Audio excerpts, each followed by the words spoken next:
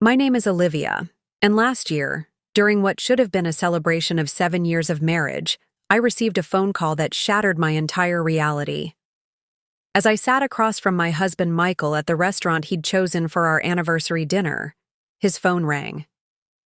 When I handed it to him, he fumbled and accidentally put it on speaker, and a woman's voice echoed between us. "Is it done yet? You promised to tell her tonight. You promised to leave her." In that single moment, with candlelight flickering, across Michael's horrified face, my perfect life collapsed like a house of cards. 7 years ago, if you'd asked me to describe my life, I would have used words like blessed, secure, and on track. Before we jump back in, tell us where you're tuning in from, and if this story touches you, make sure you're subscribed. Because tomorrow, I've saved something extra special for you. I had just turned 30, with a stable career as an art curator at a respected gallery in Denver, a charming townhouse in a neighborhood with tree-lined streets, and I'd recently married Michael Rivera, a man who seemed to embody everything I'd ever wanted in a partner. Michael and I met at a charity auction where I was coordinating the art displays, and he was representing his architectural firm, which had donated design services. He approached me near a display of local photography, commenting not on the obvious landscapes, but on a small, easily overlooked piece showing hands intertwined. "It speaks volumes without saying a word," he'd said, and I remember thinking how refreshing it was to meet someone who actually looked beyond the surface. Our courtship was a whirlwind of thoughtful gestures and deep conversations. Michael never forgot details, from how I liked my coffee, oat milk, 1 sugar, to the name of my childhood cat, Pepper. He sent flowers to my office on random Tuesdays just because, and volunteered to help catalog new acquisitions at the gallery when we were understaffed before a major exhibition. By our 6-month anniversary, I was certain I'd found someone truly exceptional. "He's too good to be true," my friend Natalie warned over brunch one Sunday, skepticism evident in her voice. I'd laughed it off, attributing her caution to her recent divorce. "Not everyone has a hidden agenda, Nat," I'd replied, stirring my mimosa. "Some people are exactly who they appear to be." Michael proposed on a snowy evening in December, after leading me through a trail of clues that culminated at the very spot where we'd first met.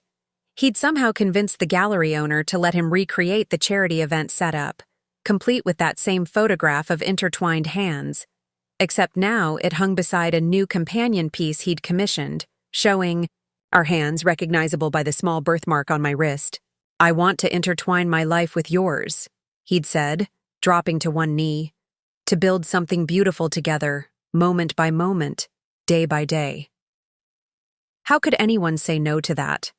Our wedding was intimate but elegant, an art gallery transformed with soft lighting and minimalist floral arrangements. We wrote our own vows, and Michael's brought tears to everyone's eyes. "I promise to be your constant in an inconstant world, your shelter in every storm, your truth in a sea of uncertainty." I remember watching his face as he spoke, thinking, how lucky I was to have found someone so genuine, so present, so devoted. After the wedding, we settled into a rhythm that felt both comfortable and exciting. Michael's career at the architectural firm flourished.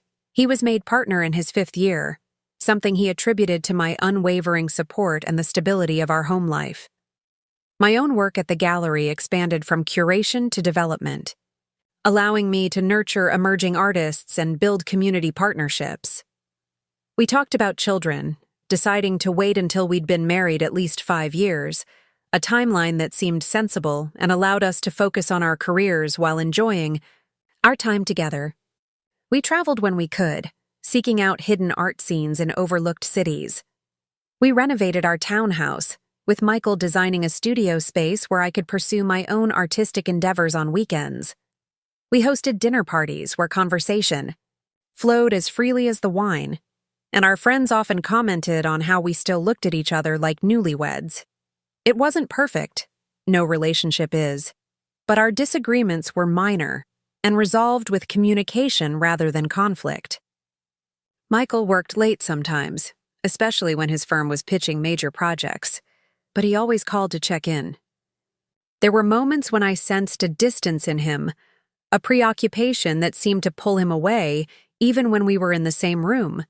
But they passed quickly, and I attributed them to the natural ebbs and flows of a long-term relationship. If I'm being honest with myself now, there were signs I chose to ignore. The business trips that increased in frequency during our 5th year of marriage, the new password on his phone that he claimed was a company security requirement, the way he sometimes seemed to flinch when I touched him unexpectedly, the mysterious charges from florists and jewelry stores that never resulted in gifts for me, but which he explained away as surprises for his mother or sister. Marriage requires trust, I told myself whenever doubts crept in. And trust means not questioning every unexplained receipt or late night at the office. By our 7th anniversary, we had what appeared to be a perfect life. Our careers were thriving. Michael had recently secured his firm's biggest contract to date, designing a sustainable mixed-use development downtown, while I had been promoted to creative director at the gallery. We'd finally started discussing children more seriously, even looking at properties in neighborhoods with better schools. From the outside, we were the couple others aspired to be, successful, supportive, still in love after 7 years. Michael suggested we celebrate our anniversary at Altitude, an exclusive restaurant perched on the 30th floor of Denver's newest skyscraper, a building his firm had worked on, though not as the primary architects. "It's time we enjoyed the view from the top," he'd said, making the reservation weeks in advance. I'd spent hours choosing the perfect dress, a deep burgundy number that Michael once said brought out the golden flecks in my eyes, and even splurged on a professional blowout for my usually unruly curls. That evening started beautifully. Michael arrived home early, bringing with him a small box from my favorite local jeweler. Inside was a delicate gold bracelet with 7 tiny stars, one for each year of our marriage. He fastened it around my wrist, his fingers lingering longer than necessary, and for a moment I saw something in his eyes that I couldn't quite identify. A sadness, perhaps, or regret. But then he smiled, and whatever I thought I'd seen vanished so completely, I convinced myself I'd imagined it. The restaurant was everything a special occasion deserved. Attentive service, spectacular views of the mountains, a sommelier who seemed genuinely invested in finding the perfect wine to accompany our meal. Michael seemed distracted, checking his watch and his phone with increasing frequency as the evening progressed, but I attributed it to work pressure. His firm was in the final stages of a major proposal, and I knew how personally he took his professional responsibilities. "Everything okay?" I asked after he checked his phone for the 3rd time during our appetizer. "Just making sure Thompson sent in the revisions for the Westlake proposal," he replied, sliding his phone into his jacket pocket. "Tonight is about us. No more distractions." But distractions continued to intrude. Michael's phone buzzed repeatedly with text notifications, which he ignored with increasing tension evident in the set of his shoulders. When he excused himself to use the restroom, I noticed he took his phone with him, something that had become a habit in recent months but which I'd never questioned. Upon his return, Michael seemed different, more present somehow, as though he'd made a decision. He reached across the table for my hands, and for a moment I felt like we were back in our early days, when his touch still sent electricity through my veins. "Olivia," he began, his voice soft but serious, "there's something we need to discuss." His phone rang, cutting him off mid-sentence. He grimaced, pulling it from his pocket to silence it, but I could see a name on the screen. "Rachel." "You should take it," I said, withdrawing my hands. "It might be important." "It's not," he insisted, but the phone continued its persistent ring. "If it's about the Westlake project?" Preparing and narrating this story took us a lot of time, so if you are enjoying it, subscribe to our channel. It means a lot to us. Now back to the story. It's not about Westlake, he snapped, an edge to his voice I rarely heard. The phone stopped, then immediately began ringing again. Rachel, whoever she was, wasn't giving up. Just answer it, I said, increasingly uncomfortable with his obvious agitation. Or give it to me and I'll tell her you're busy. No. The sharpness of his response startled me, but he quickly softened. I'm sorry. Here, I'll turn it off. But as he reached for the phone, I impulsively grabbed it, irritated by the intrusion into our special evening and curious about his uncharacteristic reaction. In the brief struggle that followed, Michael's finger accidentally hit the answer button, and then the speaker icon. Michael? A woman's voice filled the space between us, clear and intimate in a way that made my skin prickle. Michael? Are you there? Is it done yet? You promised to tell her tonight. You promised to leave her. The restaurant around us continued its gentle hum of conversation and clinking glasses, but at our table, time froze. I stared at Michael, waiting for him to laugh, to explain, to reveal this was some elaborate misunderstanding. Instead, his face drained of color, and in his eyes, I saw not denial, but guilt. Pure, unmistakable guilt. I can't talk now, he finally said into the phone, his voice barely above a whisper. You're with her, aren't you? The woman, Rachel, sounded angry now. You swore this time would be different. You swore you'd finally choose us. Us. The word hung in the air between my husband and me like a grenade with its pin removed. Rachel, stop, Michael pleaded, but it was too late. I'm tired of hiding, Michael. I'm tired of being your secret. Tell her about us. Tell her about the baby. I felt the world tilt beneath me, the restaurant's spectacular view blurring as tears filled my eyes. The baby. Not just an affair then, but a life, a future, being built parallel to ours. A future that apparently now required the demolition of mine. I stood up, my napkin falling unnoticed to the floor, my untouched dessert a sad testament to celebrations cut short. Without a word, I walked away from the table, away from the husband who had just been revealed as a stranger, away from the 7 years that now seemed like an elaborate performance rather than a marriage. Behind me, I could hear Michael calling. My name, his voice desperate and pleading, but I didn't turn back. I couldn't.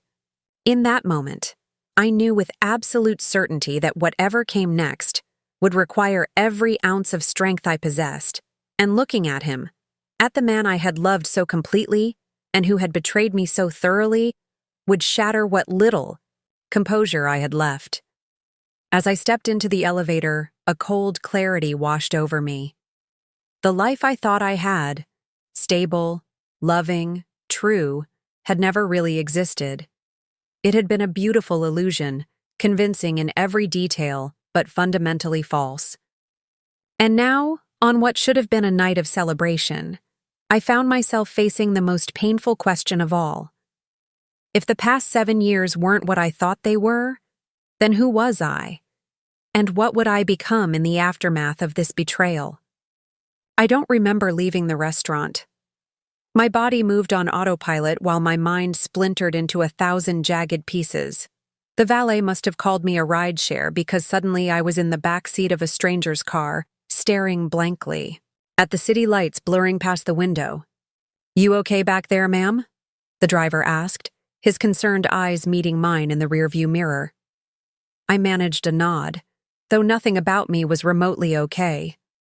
My phone buzzed relentlessly in my purse, Michael, no doubt, trying to explain, to justify, to rewrite what I'd just heard with my own ears. I silenced it without looking at the screen. Actually, I said, my voice sounding foreign to my own ears, could you change the destination? I need to go to the Parkview Hotel downtown instead of the address I gave you. I couldn't go home. Not to the townhouse where Michael and I had built our life together, where every room held memories now tainted by the knowledge of his betrayal. Not to the bed we'd shared while he was building a separate life, a family, with someone else. The hotel lobby was mercifully quiet at that late hour. The receptionist took in my tear-stained face and evening dress with professional discretion. "Just one night," I said, sliding my credit card across the counter. "Of course, Ms. Rivera," she replied, and I flinched at the name I'd taken so proudly 7 years ago. "Actually, it's under Olivia Bennett," I corrected, using my maiden name for the first time in years. It felt like trying on clothes that no longer fit quite right. The room was standard luxury hotel fare: neutral tones, crisp linens, impersonal artwork on the walls. I kicked off my heels and sat on the edge of the bed, finally allowing myself to look at my phone. 17 missed calls from Michael, 23 text messages. "Olivia, please let me explain. It's not what you think. Come home so we can talk." "At least tell me where you are. I'm worried about you. Please, Liv, please." The last one had come in just minutes ago. "I'm sorry. I never meant to hurt you." A bitter laugh escaped me. Never meant to hurt me? While carrying on an affair long enough to conceive a child? While making anniversary dinner reservations with his wife and promises to leave her to his pregnant girlfriend on the same night? I switched off my phone and headed to the bathroom, where I scrubbed off my carefully applied makeup with the hotel's complimentary facial wipes. The woman who stared back at me from the mirror looked like a stranger. Eyes hollow with shock, skin blotchy from crying, hair still perfectly styled for a celebration that had turned into a nightmare. I unclasped the bracelet Michael had given me just hours earlier, 7 stars, 7 years, 7 wasted years, and placed it on the bathroom counter. Then I stepped into the shower, turned the water as hot as I could stand it, and finally, let myself break down completely. I don't know how long I stood there, sobs racking my body as the water pounded against my skin. Eventually, the tears subsided, leaving behind an emptiness that was somehow worse than the pain. I dried off mechanically, wrapped myself in the hotel bathrobe, and crawled into bed. Sleep seemed impossible, yet exhaustion pulled me under into fitful dreams where I kept hearing Rachel's voice. "Tell her about the baby. Tell her about the baby." I woke at dawn, disoriented until the events of the previous night came rushing back.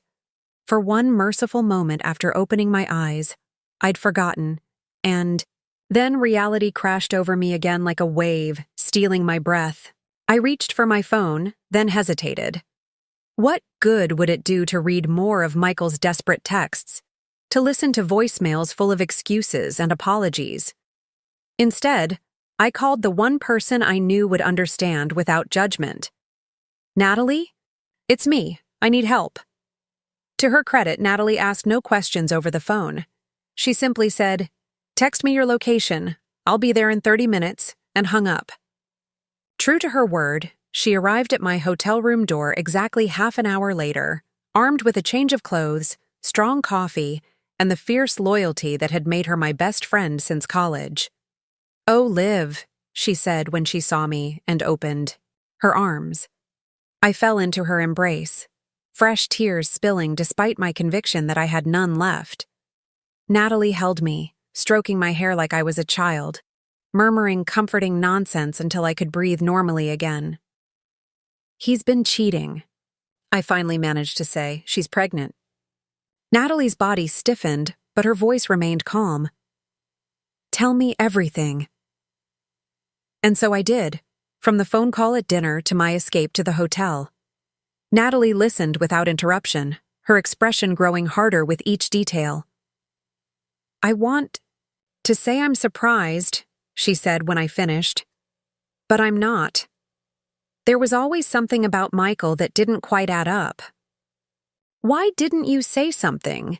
I asked, not accusingly, but desperately seeking to understand how I'd missed what she had apparently seen all along. Natalie sighed. "I tried, in the beginning, remember? But you were so happy, so certain. And after a while I thought maybe I was wrong. He seemed devoted to you, attentive, present." She squeezed my hand. "The best liars are the ones who believe their own lies, at least a little bit." We sat in silence for a moment, sipping the coffee she'd brought. "What do you need right now?" Natalie finally asked. What did I need? The question seemed both impossibly simple and hopelessly complex. I needed my life back. I needed the past 7 years not to be a lie. I needed to have never met Michael Rivera. "I need to not go home," I said instead. "Not yet." Natalie nodded. "You'll stay with me, as long as you need." "But what about Drew?" I asked, thinking of her husband of 3 years. "Drew adores you, and he has that business trip to Chicago this week anyway. The timing's actually perfect, and after that, we'll figure it out." She reached for her phone. "I'll call the gallery. Let them know you're taking some personal days." "No," I said, suddenly decisive. "I need to work. I need normal things. If I stop, if I just sit with this—" I trailed off, unable to articulate the fear that if I gave myself over to the grief completely, I might never find my way back. Natalie studied me for a moment, then nodded. "Okay, but we're stopping at my place first, so you can shower properly and eat something. And we're calling Whitney." Whitney, Bennett, my younger sister, fiercely protective and refreshingly straightforward. She had never particularly warmed to Michael, maintaining a polite distance that I'd attributed to the 5-year age gap between them and their very different personalities. Now I wondered if she, like Natalie, had seen something in him that I had missed.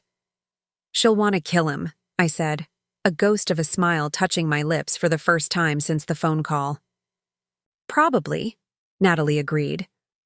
"But she'll respect whatever you want to do. We both will." As Natalie drove us to her house, I stared out the window at the city waking up around us. People hurrying to work, jogging with their dogs, stopping for coffee. Normal lives continuing as if the world hadn't just tilted on its axis. My world, at least. My phone, which I'd reluctantly turned back on, buzzed with a text from an unknown number. "This is Rachel. We need to talk." I stared at the message, a fresh wave of nausea washing over me. Rachel. No longer just a voice, a name on a screen, but a person real enough to have my phone number. Real enough to be carrying my husband's child. "What is it?" Natalie asked, glancing at me with concern. "Her," I said, showing her the text. "Rachel." Natalie's hands tightened on the steering wheel. "You don't owe her a response." I know, but even as I said it, a part of me wondered if I did need to talk to her. This woman who had intruded into my marriage, who might have answers to questions I wasn't even sure I wanted to ask. How long had it been going on? Did she know Michael? Was married when they met? Did she love him? Did he love her? But those questions would have to wait. Right now, I needed distance. Perspective. A moment to breathe without the crushing weight of betrayal pressing down on my chest. At Natalie's house, I took a long shower in her guest bathroom, letting the hot water wash away the physical remnants of the previous night. She had laid out clothes for me, comfortable leggings, a soft sweater, clean underwear and socks. Normal things, practical things, the kind of things a person needs when their life has just been upended. As I dressed, I caught sight of myself in the bathroom mirror again. The woman who looked back at me was still a stranger, her eyes shadowed with shock and grief. But there was something else there too, a steeliness that hadn't been present in that hotel bathroom. The first tiny seed of anger, pushing through, the soil of pain. Good, I thought. I would need that anger in the days to come. It would be my shield against Michael's inevitable explanations and apologies. It would keep me upright when all I wanted was to collapse. When I emerged from the bathroom, Natalie was in the kitchen making toast and scrambled eggs. "Whitney's on her way," she said without looking up from the stove. "She's bringing the good coffee and her iPad loaded with legal resources. You know how she gets." Despite everything, I felt a surge of gratitude for these women in my life. Steady Natalie with her quiet strength, Fierce Whitney with her take-no-prisoners approach to problems. Whatever happened next, I wouldn't face it alone. My phone buzzed. Again. Michael this time. Please come home. We need to talk about this face-to-face. I stared at the message, feeling strangely detached from the pain those words should have caused. Instead, I felt something new stirring within me. Not forgiveness or understanding, certainly, but a kind of clarity that had been absent in the chaotic aftermath of the revelation. I have to go back eventually, I said, setting the phone down, without responding. Not to stay, but to figure out what comes next. Natalie placed a plate of eggs in front of me. Eat first, then we'll make a plan. One step at a time, Liv. That's the only way through this. One step at a time. It wasn't much of a plan, but as I forced myself to take a bite of toast, it was the only one I had. Step 1. Survive today. Step 2 would have to wait until tomorrow. Outside, the sun was fully up now, casting long morning shadows across Natalie's kitchen floor. A new day. The first day of whatever my life would be now, after Michael, after the lie, after everything. Whitney arrived at Natalie's house like a hurricane in human form, her dark hair wild from the wind and her eyes blazing with protective fury. She dropped her bags in the entryway and enveloped me in a fierce hug before I could even say hello. I will end him, she whispered fiercely into my ear. Just say the word. Despite everything, I found myself smiling against her shoulder. Whitney had always been the impulsive one between us, quick to anger, quick to act, protective to a fault. Where I deliberated, she decided. Where I compromised, she stood firm. Let's hold off on the homicide, I said, pulling back to look at her. At least until I figure out what I'm doing. Whitney's lips thinned, but she nodded. Fine, but the offer stands. She turned to Natalie. Did you feed her? She looks like she hasn't eaten in days. I made eggs, Natalie said, pouring coffee into 3 mugs. She had 2 bites and then pushed the plate away. They spoke about me as if I wasn't there, a tactic they'd employed since we were young whenever one of us was in crisis. Somehow it was comforting, their familiar patterns providing structure when everything else felt chaotic. Whitney sat down at the kitchen table and pulled out her iPad, all business now. Okay, I've been researching Colorado divorce laws. The good news is it's a no-fault state, so his infidelity technically doesn't matter in the division of assets. Whitney, Natalie cautioned, glancing at me, maybe let's not jump straight to divorce. What other option is there? Whitney asked, genuinely confused. He cheated. There's a baby. It's textbook grounds for divorce. She looked at me more closely. Unless. You're not considering staying, are you? The question hung in the air between us, and I realized I hadn't actually articulated, even to myself, what I intended to do next. I don't know, I admitted, wrapping my hands around the warm coffee mug. Everything happened so fast, I haven't had time to think. Whitney's expression softened. Of course. I'm sorry. I hate seeing you hurt, and I want you to know all your options. I appreciate that, I said. But right now, I need to get my things from the house. I can't keep wearing Natalie's clothes forever.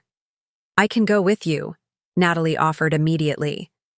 We both will, Whitney added. Safety in numbers. I shook my head. I need to do this, alone. Michael will be at work, and I need to see our home, to process what's happened in my own space.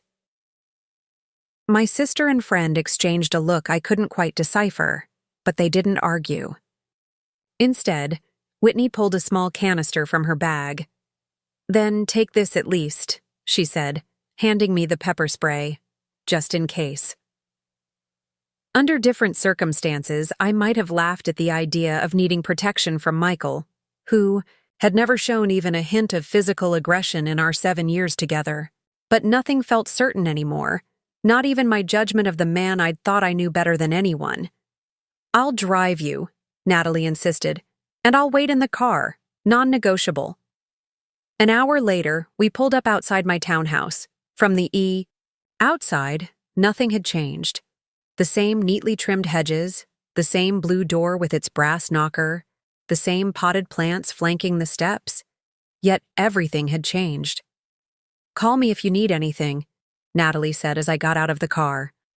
"I'll be right here." I nodded, unable to trust my voice, and walked up the familiar path to my front door.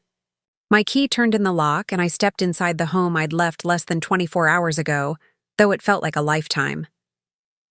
The house was eerily quiet. I half expected to find evidence of Michael's distress.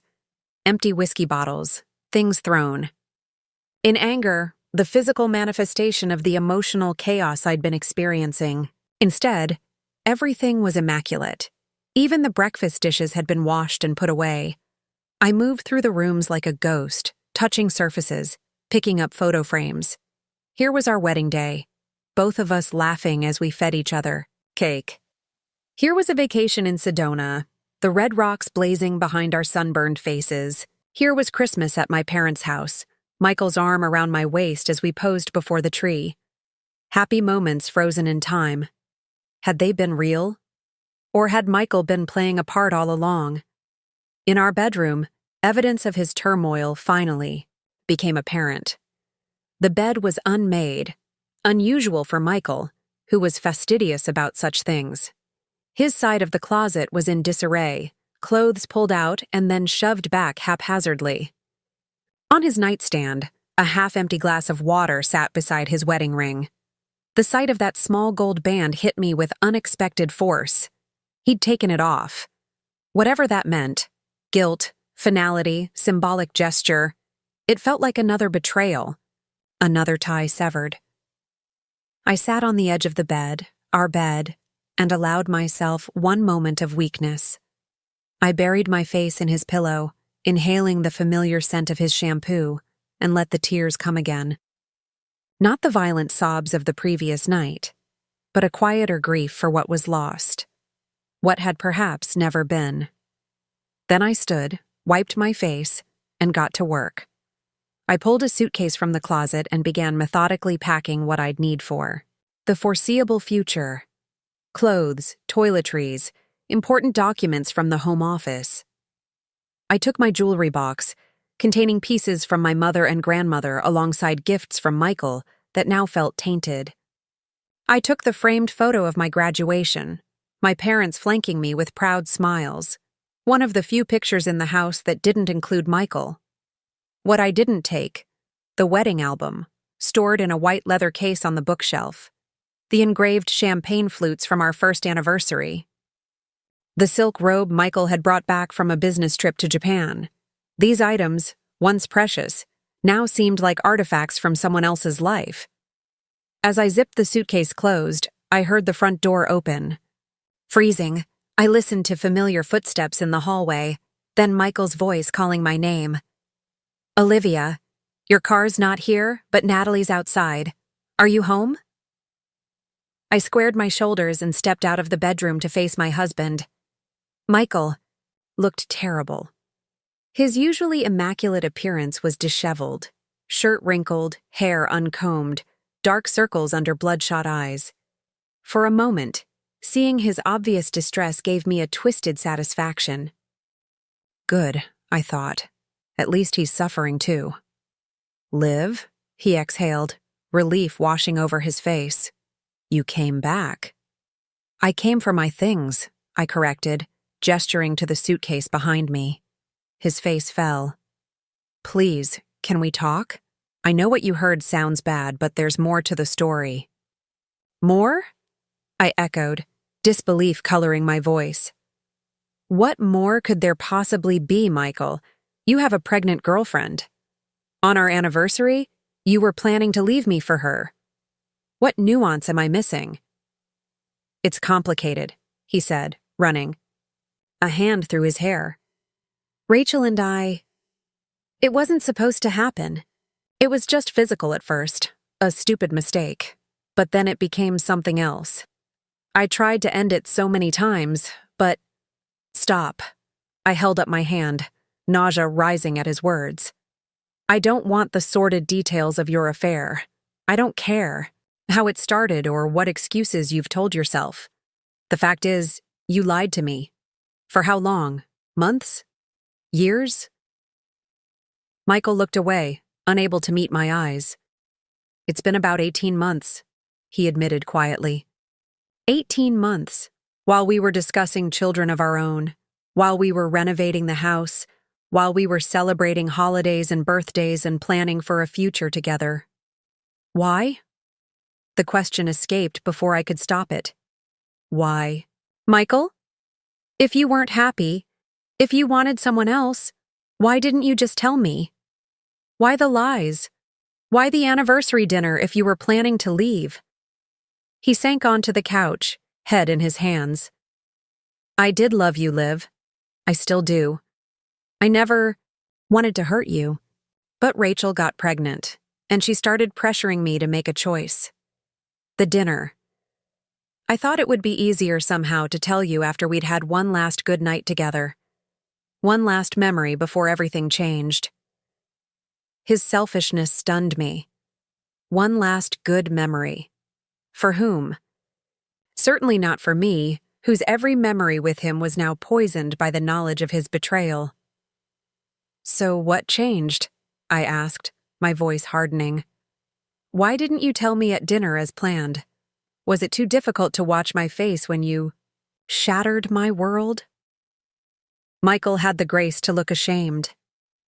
I couldn't do it. Sitting across from you, seeing you so happy, so beautiful. I couldn't find the words. I was going to suggest we go home first, where we could talk privately, but then Rachel called and the decision was made for you, I finished. How convenient. I moved toward the door, dragging my suitcase behind me. Michael stood, reaching for me, but I stepped back. Don't, I warned. Don't touch me. What happens now? He asked, his voice small. It was a good question.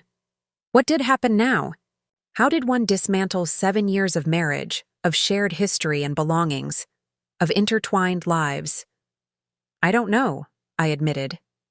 I need time. Space to think without you trying to explain or justify or apologize. I'll be staying with Natalie. For now. I'll have my lawyer contact you about the house and the rest of our assets. Your lawyer? He sounded alarmed. Liv, are we really at that point already?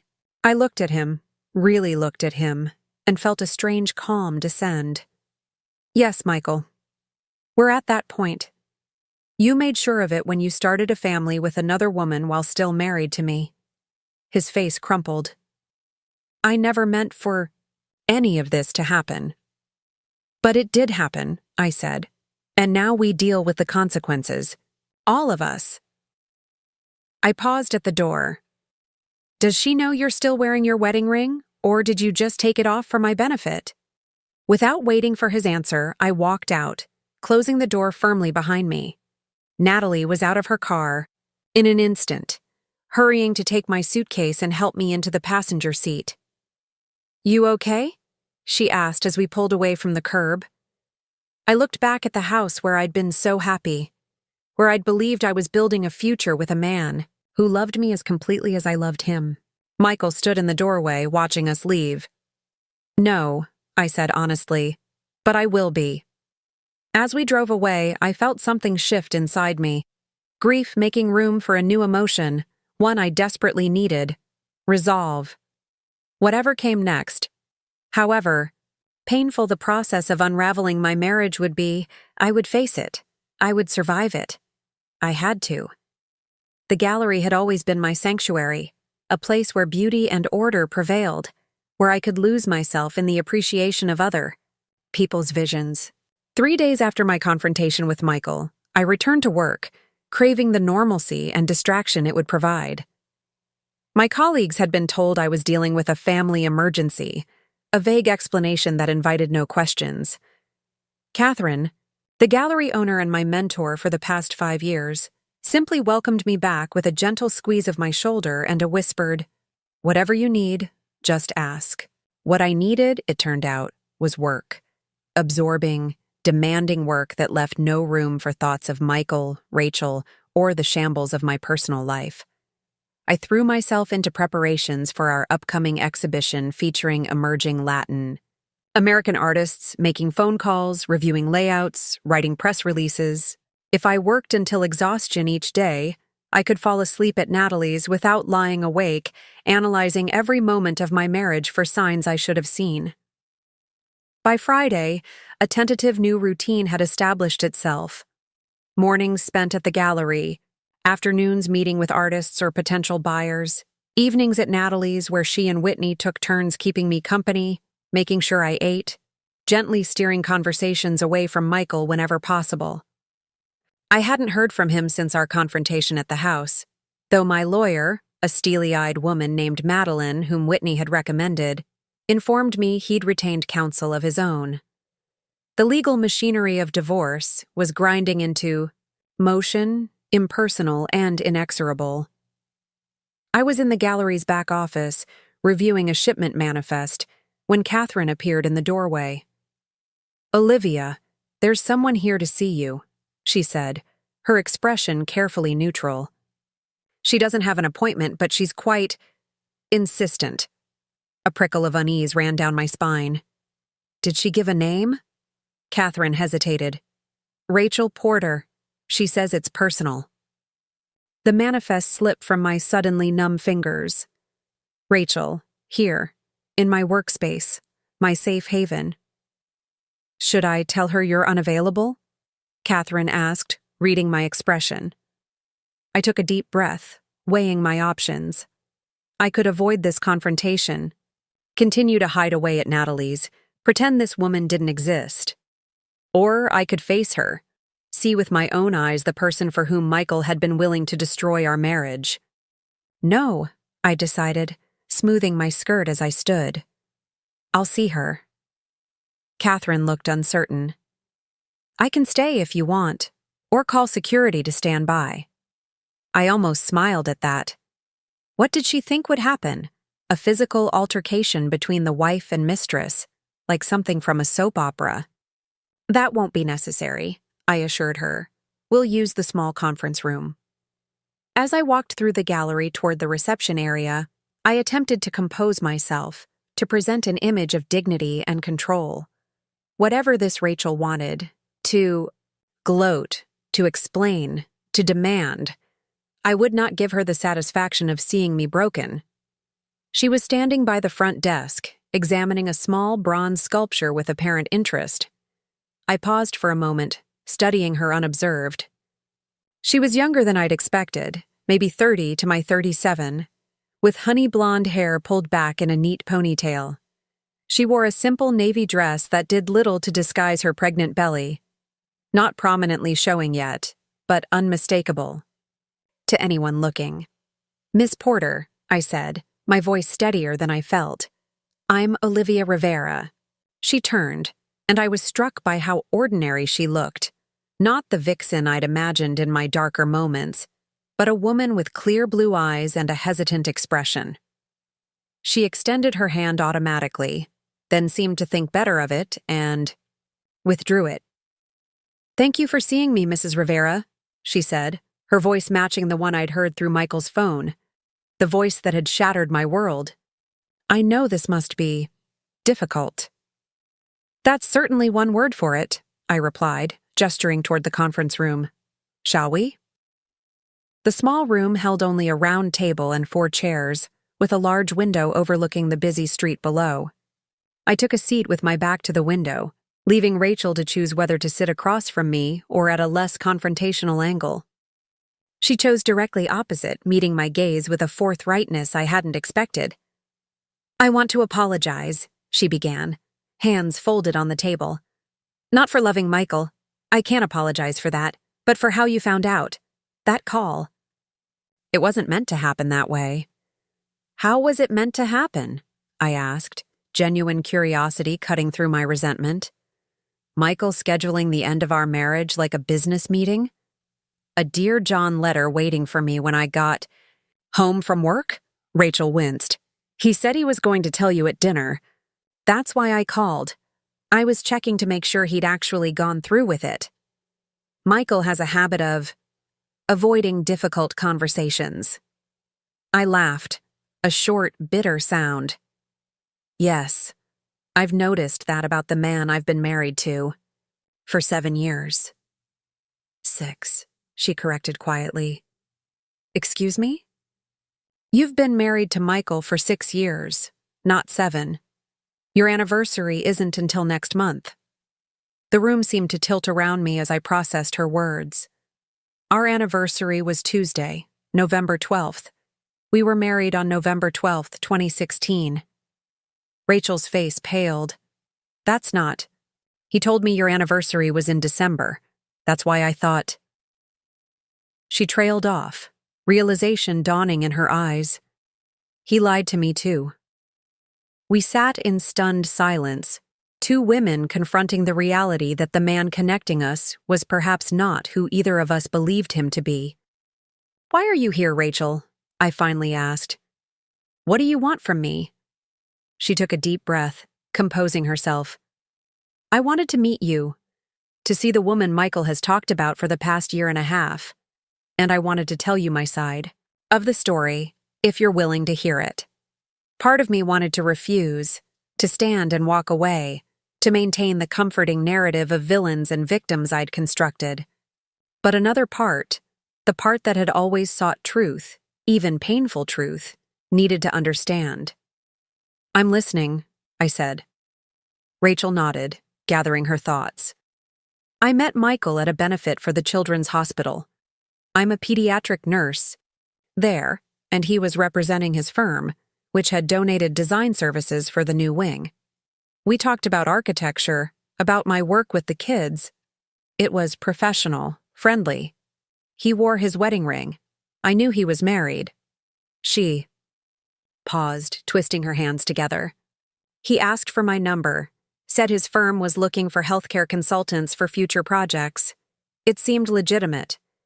We met for coffee a few times, always during the day, always in public places. Then one evening, he called, sounding upset. He said he'd had a fight with his wife, with you, and needed someone to talk to. I could imagine the scene clearly. Michael, charming and vulnerable, sharing just enough to seem open without revealing too much. I'd seen him use the same technique with clients, creating a false sense of intimacy that made people eager to please him. Let me guess, I said. He told you I didn't understand him, that our marriage was essentially over, but we were staying together for what? Financial reasons? Appearances? Rachel looked away. He said you were emotionally distant, that you were more concerned with your career than your marriage, that you'd decided you didn't want children after all, even though having a family was everything to him. Each word was a fresh cut. Michael. And I had discussed children extensively, deciding together to focus on our careers first. If anything, in recent years, I'd been the one bringing up the topic of starting a family, while he'd suggested we wait just a little longer. And you believed him, I said. Not a question, but a statement. I did, she admitted. Why wouldn't He was sincere, attentive, seemingly transparent about his situation. By the time I realized there were inconsistencies in his story, I was already in love with him. She rested a protective hand on her belly. Already pregnant. When did you find out about the baby?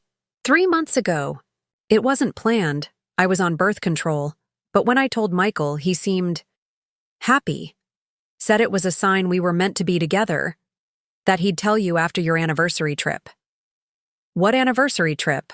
I asked, confused. Rachel's eyes widened. To Napa Valley. He said he'd booked it months ago, that canceling would raise suspicions. Another lie. There had been no planned trip, no getaway to wine country. Just a dinner reservation at an expensive restaurant where he'd apparently planned to end our marriage before changing his mind. Did you know, I asked, keeping my voice level, that while he was telling you he was going to leave me, he gave me this? I extended my wrist, showing her the gold bracelet I'd put back on that morning without knowing why. 7 stars for 7 years of marriage.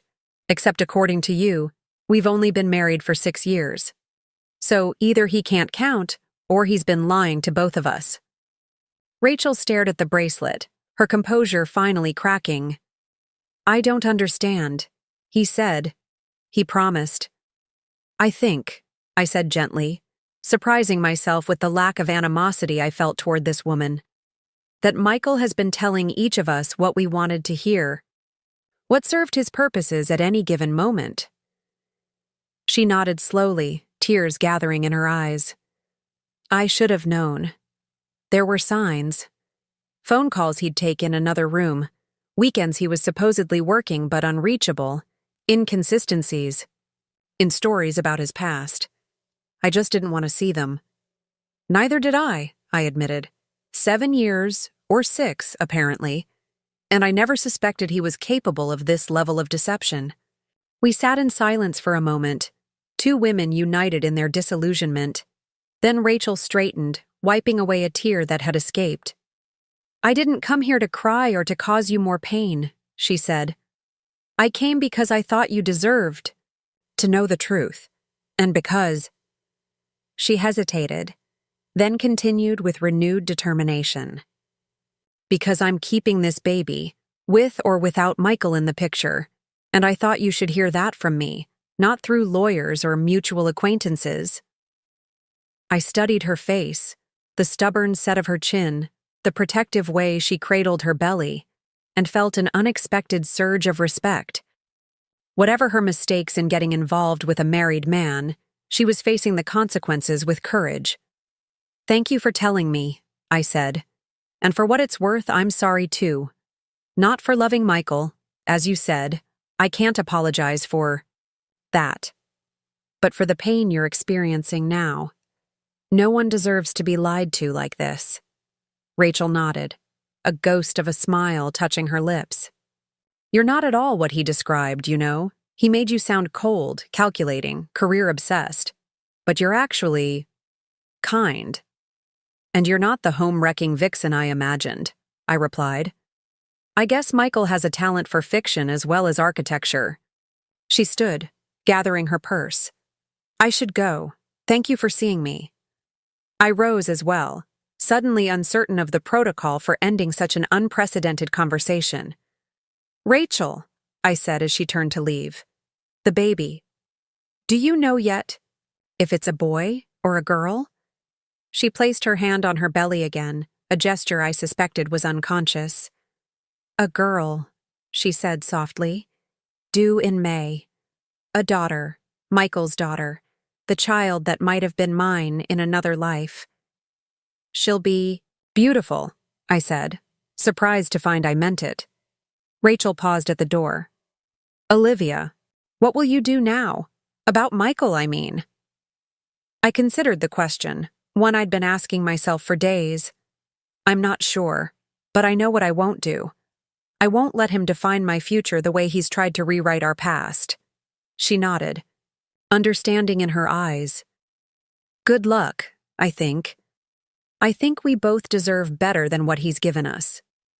As the door closed behind her, I sank back into my chair, overwhelmed by the surreal nature of the encounter.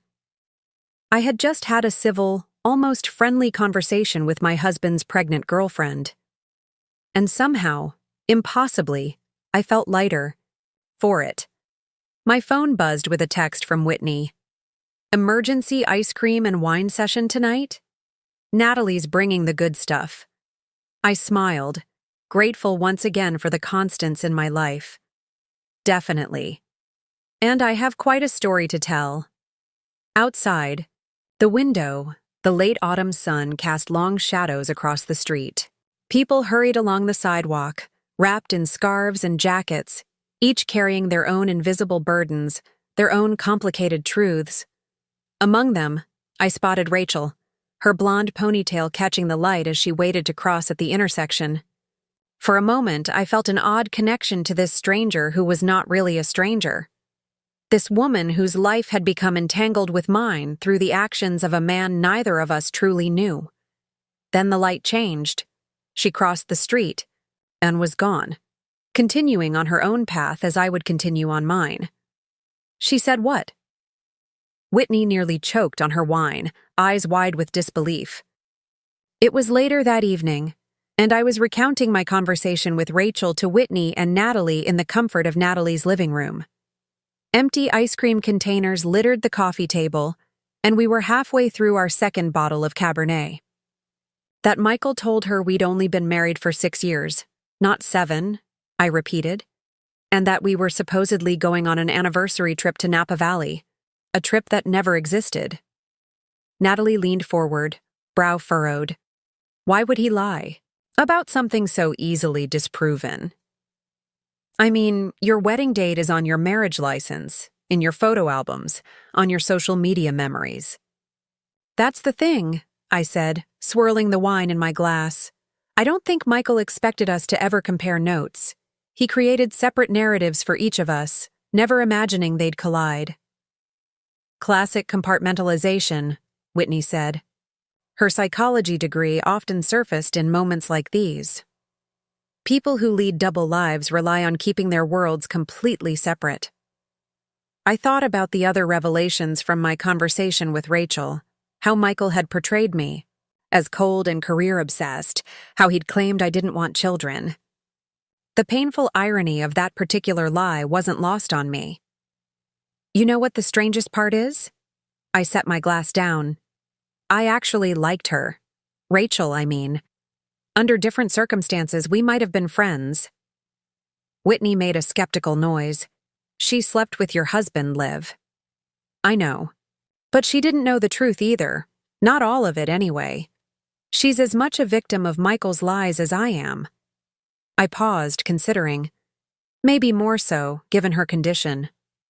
Speaking of which, Natalie said gently, how do you feel about the baby? About Michael becoming a father? It was the question I'd been avoiding since learning of the pregnancy, the complicated tangle of emotions too painful to examine closely. Jealousy, loss, a strange sense of connection to a child who might have been mine, all of it swirled together in a knot I wasn't ready to unravel. I don't know, I admitted. Part of me is angry that she gets this piece of him that I wanted. Part of me is relieved it's her dealing with midnight feedings and co-parenting with someone who's proven himself unreliable. Mostly, I just feel disconnected from it, like it's happening in a parallel universe that split off from mine. Whitney reached for my hand, squeezing it gently. That's understandable. All of those feelings are valid. What about Michael? Natalie asked. Has he tried to contact you again? I shook my head. Not since I left the house. My lawyer says his attorney reached out about possibly reconciling, but I shut that down immediately. Good, Whitney said firmly. Because after everything you've told us, it sounds like Michael is not just a cheater, but a pathological liar. The words hung in the air, harsh but impossible to dispute. The evidence was mounting that Michael's deception went beyond a simple affair, beyond even the pregnancy. The different anniversaries, the fictional trip, the contradictory stories he'd told Rachel and me, all pointed to a pattern of calculated dishonesty that was difficult to comprehend. I think I need to find out what else he lied about, I said slowly, the decision crystallizing as I spoke. Not just for closure, but for, I don't know, reality testing? I've spent 7 years building a life with someone who might not be, who I thought he was. I need to know what was real and what wasn't. Natalie looked concerned. Are you sure that's a good idea? Digging into his lies might just cause more pain. Maybe, I acknowledged. But right now, I'm questioning every memory, every conversation. Did he actually love me at all, or was I just convenient? Was our entire marriage a performance? Whitney set down her wine glass decisively. If you're doing this, we're helping. Where do we start? I considered the question. His work, I think. Some of the inconsistencies Rachel mentioned involved his schedule, weekends he claimed to be working. Can you access his email? Natalie asked. No, but... I paused, remembering something. His firm uses a shared cloud drive for project files. I have the login information because I helped him recover his password once. If he's been lying about work commitments... Whitney was already reaching for her laptop. Let's take a look. 3 hours and another bottle of wine later, we had uncovered the first concrete evidence of Michael's broader deception. The project in Chicago that had allegedly required 5 separate weekend trips over the past year. It existed, but Michael's name didn't appear on any of the team documents after the initial pitch. The emergency client meeting in Aspen last Valentine's Day, no record of any such client or meeting. Check this out, Natalie said, pointing to a folder dated 2 months ago. Wasn't this when he said he was at that architectural conference in San Diego? I nodded, clicking on the folder. Inside was a presentation Michael had supposedly delivered at the conference, slides detailing sustainable building practices for coastal properties. It was well-researched, beautifully designed, exactly the kind of work that had earned Michael his reputation in the field. So he did go to the conference, Whitney said, looking disappointed that we hadn't uncovered another lie. Let me check something, I murmured, opening a new browser tab and searching for the conference details. A few clicks later, I found the event schedule. There it is, I pointed to the screen. Day 2, 2:30 p.m. session. Sustainable design for coastal environments. But the presenter isn't Michael. It's Thomas Hargrove, his colleague. He took credit for someone else's presentation? Natalie looked shocked. No, I said slowly, piecing it together. He created the presentation for Thomas to deliver. Michael was never scheduled to attend the conference at all. A chill ran through me as the implications became clear. For years, I'd been proud of Michael's professional accomplishments. His promotions, his industry recognition, the respect he commanded from colleagues and clients. But what if those accomplishments weren't entirely his? What if he'd been taking credit for others' work? Or conversely, doing work he never received recognition for? We need to go bigger, Whitney said, her investigative instincts fully engaged. Now. Financial records, phone bills, credit card statements. I have access to our joint accounts, I said. But Michael has separate credit cards too. And a separate phone? Natalie asked. Not that I know of, but... I trailed off, remembering something. Last year, I found a receipt for a phone, repair in his jacket pocket. When I asked about it, he said he'd gotten a colleague's phone fixed as a favor. I never thought to question it. Whitney raised an eyebrow. A burner phone? Maybe, I conceded, the idea both disturbing and increasingly plausible. How would we even find out? I might know someone who could help, Natalie said hesitantly. My cousin works in digital forensics. She might be able to check for additional phone lines registered under his name or connected to your family plan. I hesitated, uncomfortable with the idea of involving more people in what was already a humiliating situation. But the need to understand the extent of Michael's deception outweighed my pride. Okay, I agreed. But let's be discreet. As Natalie stepped out to call her cousin, Whitney turned to me with a serious expression. Liv, I need to ask you something, and I want you to be honest. Are you doing this to try to save your marriage? Because if Michael has been living a double life all this time... No, I interrupted, surprising myself with the firmness of my response. This isn't about reconciliation. It's about understanding what happened so I can move forward without doubting my own judgment. I spent 7 years with Michael, trusting him completely. If I missed signs of such fundamental dishonesty, how can I ever trust myself or anyone else again? Whitney nodded, seeming satisfied with my answer. That's a healthy perspective. Just be prepared for the possibility that what we find might be worse than you're imagining. Natalie returned, looking pleased. Eliza says she can help. She needs access to your mobile account and any financial records you have. She also suggested we try to access his password manager if he uses one. He does, I confirmed. LastPass. And I know the master password. It's a combination of his mother's maiden name and the year their family home was built. Or at least that's what he'd told me. Now I wondered if even that small detail was a fabrication. For the next several days, we conducted what Whitney jokingly called Operation Truth Seeker, methodically investigating different aspects of Michael's life.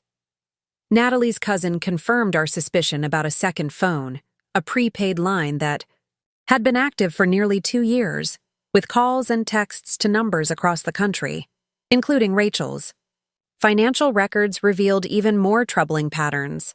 Small but regular withdrawals from our joint savings account, transferred to a personal account I'd never known existed. Charges at jewelry stores and high-end restaurants in cities where Michael had allegedly been for work, but on dates that didn't align with his supposed business trips. Most disturbing was what we found when I finally worked up the courage to visit our storage unit, a space in the basement of our building where we kept holiday decorations, off-season clothes, and mementos. Hidden behind boxes of Christmas ornaments was a small filing cabinet I'd never seen before, locked with a simple key that matched one on Michael's keyring that I'd always assumed was for his office. Inside the cabinet were documents that sent my world tilting once again. A lease agreement for an apartment in Boulder, 30 minutes from our Denver home. Utility bills addressed to Michael Rivera at that address. And most shocking of all, a life insurance policy, purchased 3 years into our marriage, naming as beneficiary not me, but a woman named Diana Reyes. "Who the hell is Diana Reyes?" Whitney asked, peering over my shoulder at the document. I shook my head, numb with shock. I have no idea. But even as I said it, a memory surfaced, a casual mention years ago of a college girlfriend named Diana, whom Michael had described as the one who got away before I found the one I was meant to be with. I'd been touched by the sentiment, at the time, flattered to be considered his true love. "We need to find her," I said, my voice barely audible over the pounding of my heart. Diana Reyes. If Michael kept an insurance policy with her as beneficiary all these years. "You think she might be more than just the girlfriend who got away," Natalie finished, understanding dawning in her eyes. I nodded, unable to articulate. The fear taking shape in my mind, that Rachel might not be Michael's only other relationship. That the deception might be more extensive, more systematic than any of us had imagined. "This is turning into something out of a Lifetime movie," Whitney muttered, but her expression was concerned rather than judgmental. As we locked the storage unit and headed back to Natalie's car, I felt a strange sense of clarity cutting through the shock and confusion. The pain was still there, raw and pulsing, but alongside it was a growing determination. Whatever we discovered about Diana Reyes, whatever additional lies were uncovered, I would face them head-on. The man I had married, the Michael I thought I knew, had never really existed. He was a carefully constructed facade, designed to show each person in his life exactly what they wanted to see. The sooner I accepted that truth, the sooner I could begin to rebuild from the rubble of my shattered illusions. "Are you okay?" Natalie asked as we drove away, concern evident in her voice. I looked out at the city passing by, the familiar streets and buildings of a life that no longer felt like mine. "No," I said honestly, but for the first time since that phone call at dinner, I think I might be someday. Finding Diana Reyes proved surprisingly straightforward. Natalie's cousin Eliza, with her digital forensics expertise, traced the address on the insurance policy to a modest townhouse in a North Boulder neighborhood known for its young professionals and academic types. A quick social media search revealed a woman in her mid-30s, with warm brown eyes and a wide smile, who worked as a professor of environmental engineering at the University of Colorado. What wasn't straightforward was deciding what to do with this information. "We could just drive by," Whitney suggested as we sat around Natalie's kitchen table the following Sunday, staring at a printed photo of Diana's townhouse. "Do some reconnaissance without actually confronting her." "That feels invasive," Natalie countered, "and honestly, a little stalkerish." I traced the outline of the insurance policy with my finger, still struggling to comprehend how Michael had maintained this connection to a former girlfriend throughout our marriage, going so far as to name her the beneficiary of a life insurance policy I hadn't even known existed. "I need to talk to her," I said finally. "Face to face, just like with Rachel. If Michael has been living some kind of triple life, I need to understand how, why. I need to see the full picture." Whitney looked skeptical. "And if she slams the door in your face? Or worse, if she's actually been in contact with Michael and warns him that you're on to whatever this is?" It was a valid concern. Though Michael hadn't reached out to me directly since our confrontation at the house, his lawyer had been in regular contact with Madeline, my attorney. According to Madeline, he was pushing for a quick, quiet divorce settlement, offering generous terms if I agreed to minimal investigation into our financial history. "That offer alone tells me he's hiding something significant," Madeline had said during our last meeting. "No one volunteers to give away assets unless they're protecting something bigger." Now, faced with the prospect of confronting yet another woman in Michael's web of deception, I found myself strangely calm. The initial shock and pain of betrayal had not diminished, exactly, but had transformed into something more focused. A determination to uncover the full truth, however painful it might be. "I'll call her," I decided. "Set up a meeting somewhere public. That way she has the option to decline, and I don't show up unannounced at her home." "And what exactly will you say?" Natalie asked. "Hi, I'm Olivia Rivera, and I think my husband might have a secret relationship with you." I managed a small smile. "Something like that, minus the accusatory tone. I'll simply tell her I'm Michael's wife, and I've discovered some concerning documents that list her as a beneficiary. I'd like to understand why." Whitney still looked dubious, but she nodded. "Direct but not confrontational. I like it, but one of us is coming with you." "Agreed," said Natalie firmly. "Safety in numbers." The next morning, after a nearly sleepless night rehearsing various scenarios in my head, I called the number listed for Diana Reyes on the university's faculty directory. The phone rang 4 times before a pleasant, slightly accented voice answered. "Dr. Reyes speaking." I took a deep breath. "Dr. Reyes, my name is Olivia Rivera. You don't know me, but I believe we have a mutual connection. Michael Rivera. He's my husband." A pause. So long I thought the call might have dropped. Then, in a voice noticeably cooler, "I see. How did you get this number, Mrs. Rivera?" "It's publicly listed on the university website," I explained, then pushed forward before I lost my nerve. "I've recently discovered some concerning information about Michael, including a life insurance policy that names you as the beneficiary. I was hoping we might be able to meet in person to discuss this." Another long pause.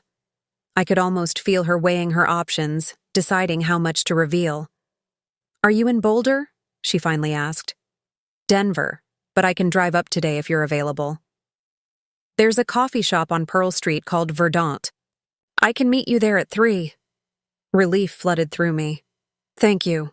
I'll be there. I'll be wearing a red blazer." "I know what you look like, Mrs. Rivera," Diana said quietly. "Michael keeps your wedding photo on his desk." Before I could process that revelation, she had ended the call, leaving me staring at my phone in confusion. Michael kept our wedding photo on his desk? What desk? In what office? According to all the evidence we'd gathered, he worked exclusively from the architectural firm's Denver headquarters, with occasional visits to project sites. I called Whitney immediately. She agreed to meet. Today at 3, at a coffee shop. In Boulder. And Whitney. She said Michael keeps our wedding photo on his desk, as if he has an office I don't know about. This keeps getting weirder, Whitney replied. I'm coming with you. I'll pick you up at 1:30. The drive to Boulder was tense, both of us speculating about what Diana might reveal. Was she another mistress? A long-term girlfriend Michael had maintained contact with despite our marriage? Or was there some innocent explanation for her being named on his life insurance policy?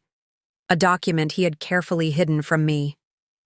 Vardant turned out to be a stylish but cozy cafe with floor-to-ceiling windows overlooking Pearl Street's pedestrian mall. I spotted Diana immediately, sitting at a corner table with 2 ceramic mugs already in front of her. She looked exactly like her social media photos.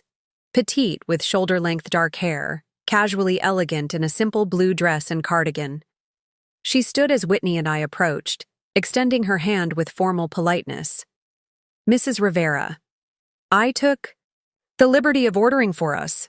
They make an excellent lavender latte here. I hope that's acceptable. Please call me Olivia, I said, shaking her hand. And this is my sister Whitney. Diana nodded at Whitney but kept her focus on me, her expression carefully neutral as we sat down. Thank you for agreeing to meet, I began, taking a sip of the latte, which was indeed excellent. I imagine this is uncomfortable for you.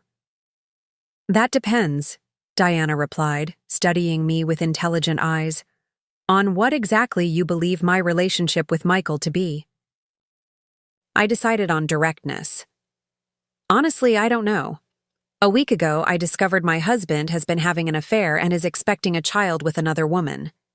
Since then, I've uncovered numerous inconsistencies in what I thought was our life together. Finding a hidden life insurance policy with your name on it was just the latest surprise. Diana's composed expression faltered slightly. Michael is having a child with someone? The genuine shock in her voice was impossible to miss. Whatever I had expected, defensiveness, guilt, even hostility, this seemed to be news to her as, well. Yes, I confirmed. Her name is Rachel Porter. She's a nurse at Denver Children's Hospital. From what I've pieced together, their relationship has been going on for about 18 months. Diana set down her mug with deliberate care. I see. Well, that certainly complicates things. Complicates what exactly? Whitney interjected, her protective instincts clearly triggered by Diana's cryptic response. Diana took a deep breath, as if coming to a decision. I think I should start from the beginning. Michael and I met 12 years ago at UC Berkeley, where I was completing my doctoral work, and he was finishing his master's in architecture.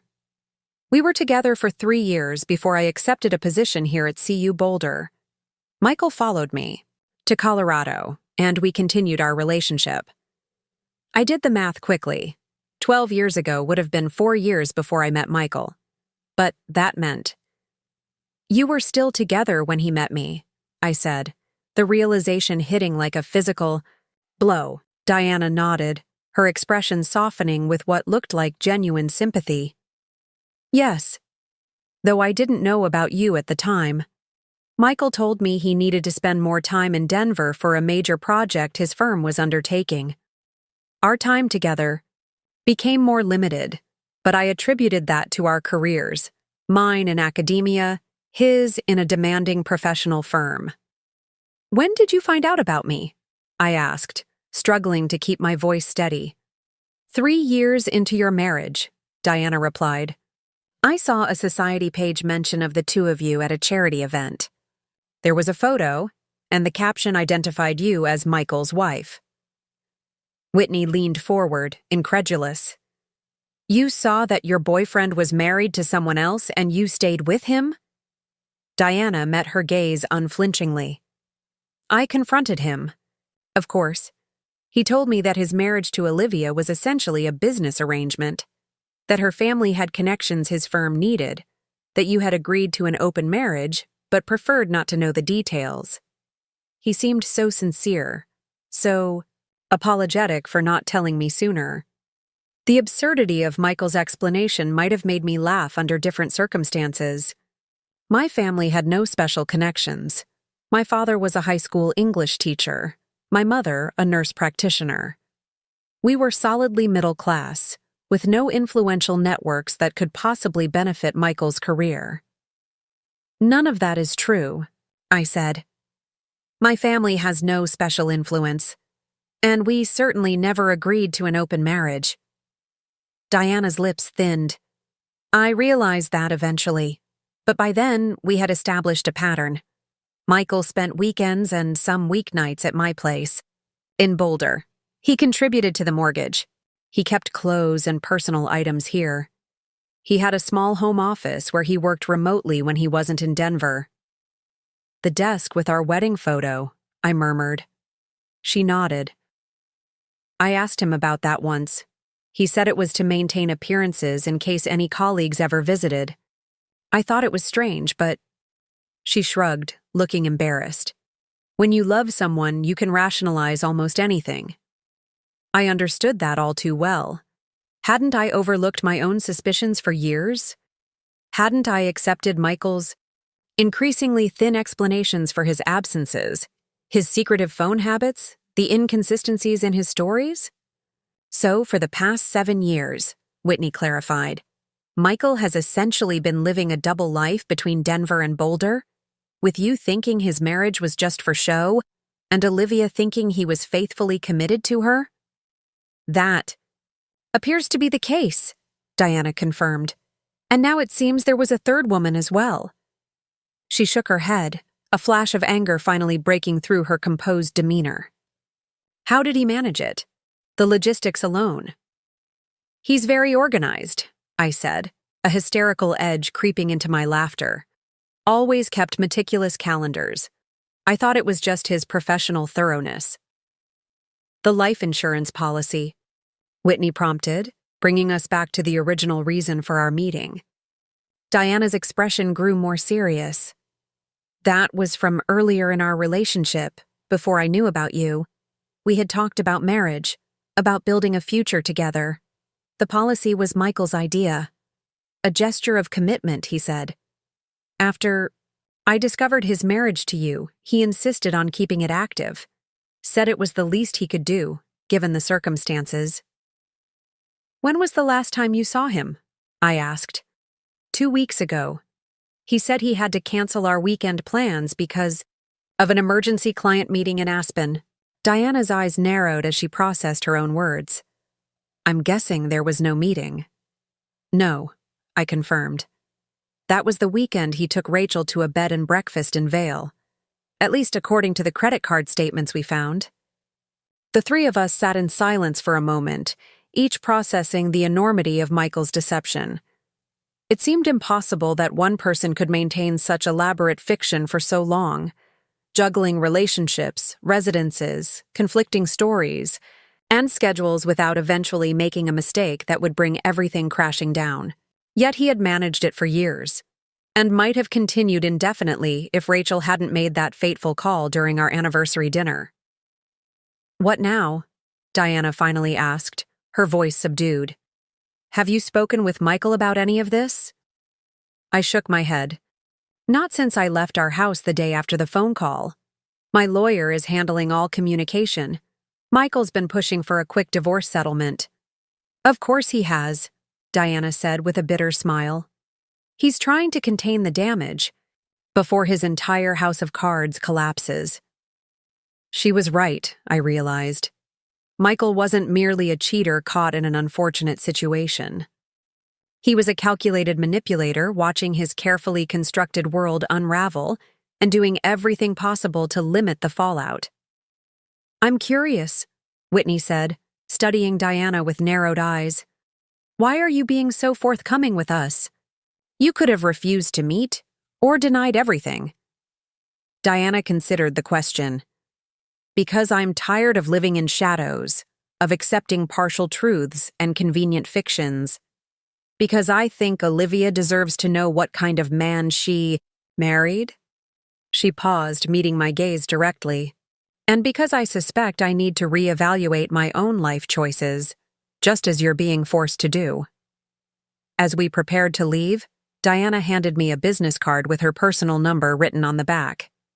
If you need anything, confirmation of dates, details for your lawyer, or just someone who understands what it's like to have loved Michael Rivera, please call me. The sincerity in her voice was unmistakable.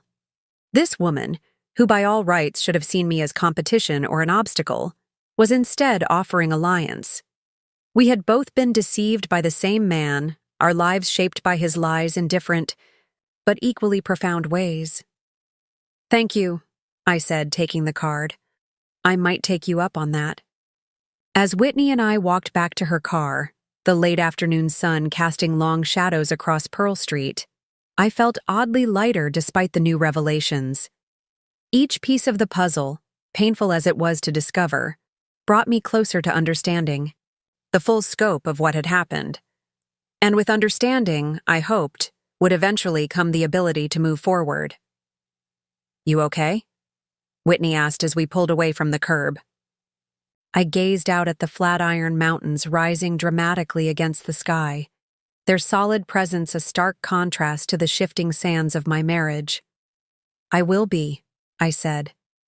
And for the first time since that fateful phone call, I believed it might actually be true. The revelations about Diana Reyes changed everything. What I had initially believed to be a painful but somewhat conventional story of infidelity had transformed into something far more disturbing, a deliberate long-term deception that spanned the entirety of my relationship with Michael. We need to update Madeline immediately, Whitney insisted as we drove back to Denver. This completely changes the divorce dynamics. If Michael has been maintaining two households, there could be significant financial implications. She was Right, of course. If Michael had been contributing to Diana's mortgage for years, where had that money come from? Our joint accounts? His separate funds? How many other accounts, properties, or financial entanglements might exist that I knew nothing about? Madeline's response to our findings was swift and decisive. This changes our approach entirely, she said when we met in her office the following morning. We're no longer dealing with a simple infidelity situation, but a case of systematic deception and potential financial fraud. She typed rapid notes into her computer, glasses perched on the end of her nose. I'm going to file for comprehensive financial discovery, tax returns, bank statements, investment accounts, retirement funds, everything. And I'll request a forensic accountant to trace all money flows over the past 7 years. Is that necessary? I asked, still hesitant to escalate what was already a painful process. Madeline fixed me with a stern look. Olivia, a man who can maintain 3 separate relationships for years is capable of hiding significant assets. We need to understand the full picture before agreeing to any settlement. She was right, though the prospect of a protracted legal battle filled me with dread. I had hoped, initially, for a quick and relatively amicable separation, a clean break that would allow me to begin rebuilding my life. Now it seemed that untangling myself from Michael would be as complex and painful as understanding the extent of his betrayal. What about Rachel and Diana? I asked. Should they be involved in this process? Legally, no, Madeline replied. Rachel has no claim on marital assets unless Michael has acknowledged paternity of her child, which would only affect potential child support arrangements. Diana's situation is more complicated since she's been financially entangled with Michael. But as they weren't married, her recourse would be through separate civil action. She leaned forward, expression softening slightly. That said, maintaining contact with both women might be strategically advantageous. The more information we have about Michael's activities and finances, the stronger our position. My phone buzzed with a text as we were leaving the law office. I expected it to be Natalie or Whitney, but instead saw Michael's name on the screen. For the first time in weeks, we need to talk. In person. No lawyers. This has gone far enough. A second message followed immediately. I know you met with Diana. This isn't what you think. A chill ran through me. How did he know about our meeting with Diana? Had she contacted him despite our conversation? Or was he monitoring my movements somehow? I showed Whitney the messages, and her eyes narrowed. "He's panicking," she said. "The walls are closing in, and he's trying to regain control."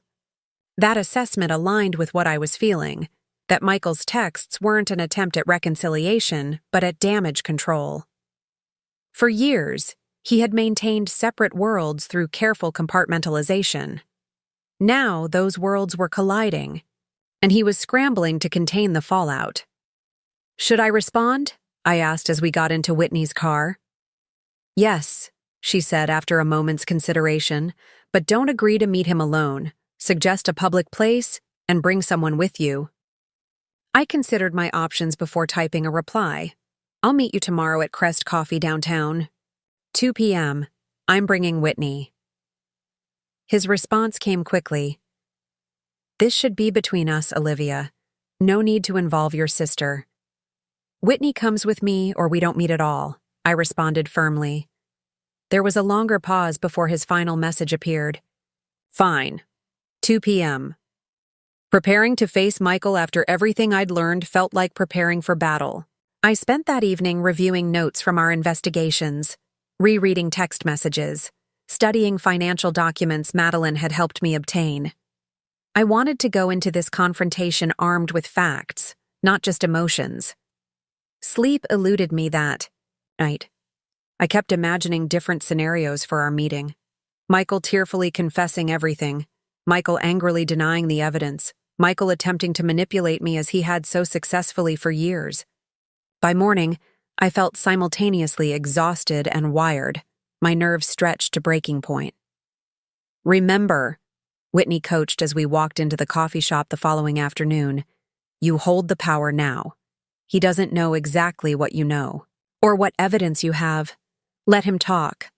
Let him reveal himself." Michael was already there when we arrived, seated at a table in the far corner. He stood as we approached, and I was struck by how unfamiliar he looked. This man I had woken up beside for 7 years. He had lost weight, and dark circles shadowed his eyes. His normally impeccable appearance was slightly disheveled, his shirt wrinkled, his hair in need of a trim. For a moment, I felt an unwelcome surge of concern, the habitual response of a wife seeing her husband in distress. I pushed it down firmly, reminding myself that any suffering he was experiencing was entirely self-inflicted. "Olivia," he said, his voice hoarse. He nodded stiffly at Whitney. "Thanks for coming." We sat, an uncomfortable triangle around the small table. I had positioned myself so my back was to the wall, facing both the exit and Michael, a subconscious, defensive posture that hadn't gone unnoticed by my sister, who gave me a subtle nod of approval. "You wanted to talk," I said, keeping my voice neutral. "So talk." Michael ran a hand through his hair, a nervous gesture I recognized from countless difficult conversations over the years. How many of those conversations, I wondered, had contained lies I had accepted without question? "This has gotten out of hand," he began. "Lawyers, investigations, meeting with Diana behind my back." "It's not necessary, Liv. We can work this out between us." "Work what out exactly?" I asked. "The fact that you've been living with another woman for our entire marriage? The pregnant girlfriend? The hidden financial accounts? Please, Michael, clarify which part of your deception we're supposed to work out." He flinched at my tone. "I know how this looks, but it's more complicated than you think." "Then uncomplicate it for me," I challenged. "Explain to me how you managed to convince Diana you were in a committed relationship with her while being married to me. Explain how you justified getting Rachel pregnant while maintaining 2 other relationships. I'm genuinely curious about your thought process." Michael looked down at his untouched coffee, seeming to gather his thoughts. "It wasn't planned," he finally said. "Diana and I were together first. When I met you, I intended to end things with her. But then my firm opened the Boulder satellite office, and I was assigned to head it up. It seemed convenient to maintain my relationship with Diana while I was there 3 days a week. Convenient, I echoed, the word tasting bitter on my tongue. He continued, a hint of defensiveness entering his voice. I know it sounds terrible, but I cared about both of you. Different relationships fulfilled different needs. With Diana, it was intellectual connection, professional collaboration. With you, it was partnership, stability, a shared vision for the future. And Rachel? Whitney interjected, her tone acid. What need did she fulfill? Michael shot her an irritated glance before returning his attention to me. Rachel was a mistake, a genuine lapse in judgment during a difficult period. Diana was traveling for a semester abroad program. You were focused on the gallery expansion. I was lonely. The sheer audacity of his excuses left me momentarily speechless. He spoke as if his deception had been a reasonable response to ordinary life circumstances rather than a calculated pattern of betrayal. You weren't lonely, Michael, I finally said. You were greedy. You wanted everything: the devoted wife in Denver, the intellectual partner in Boulder, the exciting new romance with Rachel, without consequences, without having to make a real choice. He reached across the table, attempting to take my hand, but I pulled back. Olivia, please. I know I've hurt you, but we had 7 good years together. That wasn't fake. My feelings for you weren't fake. 6, I corrected automatically. He blinked in confusion. What? We've been married for 6 years, not 7. That's according to Diana, who seems to have been keeping better track of your life than you have. A flush crept up his neck. I misspoke. Did you? I leaned forward. Or did you lie about our anniversary date to Diana to keep your timeline straight? Just like you lied to Rachel about it to justify why you hadn't left me yet? The stories are getting tangled, Michael. That's the problem with elaborate deceptions. Eventually, you can't keep all the details straight. For a moment, naked panic flashed across his face, quickly suppressed. This is exactly why we need to talk directly, without lawyers or investigators. Things are being misconstrued, taken out of context. What's the context for a secret apartment? Whitney asked. For a life insurance policy naming another woman as beneficiary?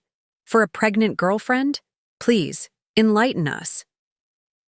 Michael ignored her, keeping his focus on me. Liv, I'm willing to give you everything you want in the divorce. The house, the investments, even my share of the gallery partnership fund. All I'm asking is that we handle this discreetly. No further investigations, no forensic accountants, a clean break that preserves both our dignities. And there it was, the real purpose of this meeting. Not reconciliation or even explanation, but an attempt to halt the legal process that threatened to expose the full extent of his deception. What are you afraid we'll find, Michael? I asked quietly. What else are you hiding? Something shuddered in his eyes. Nothing. I just don't see the point in dragging this out painfully when we could resolve it quickly and move on with our lives.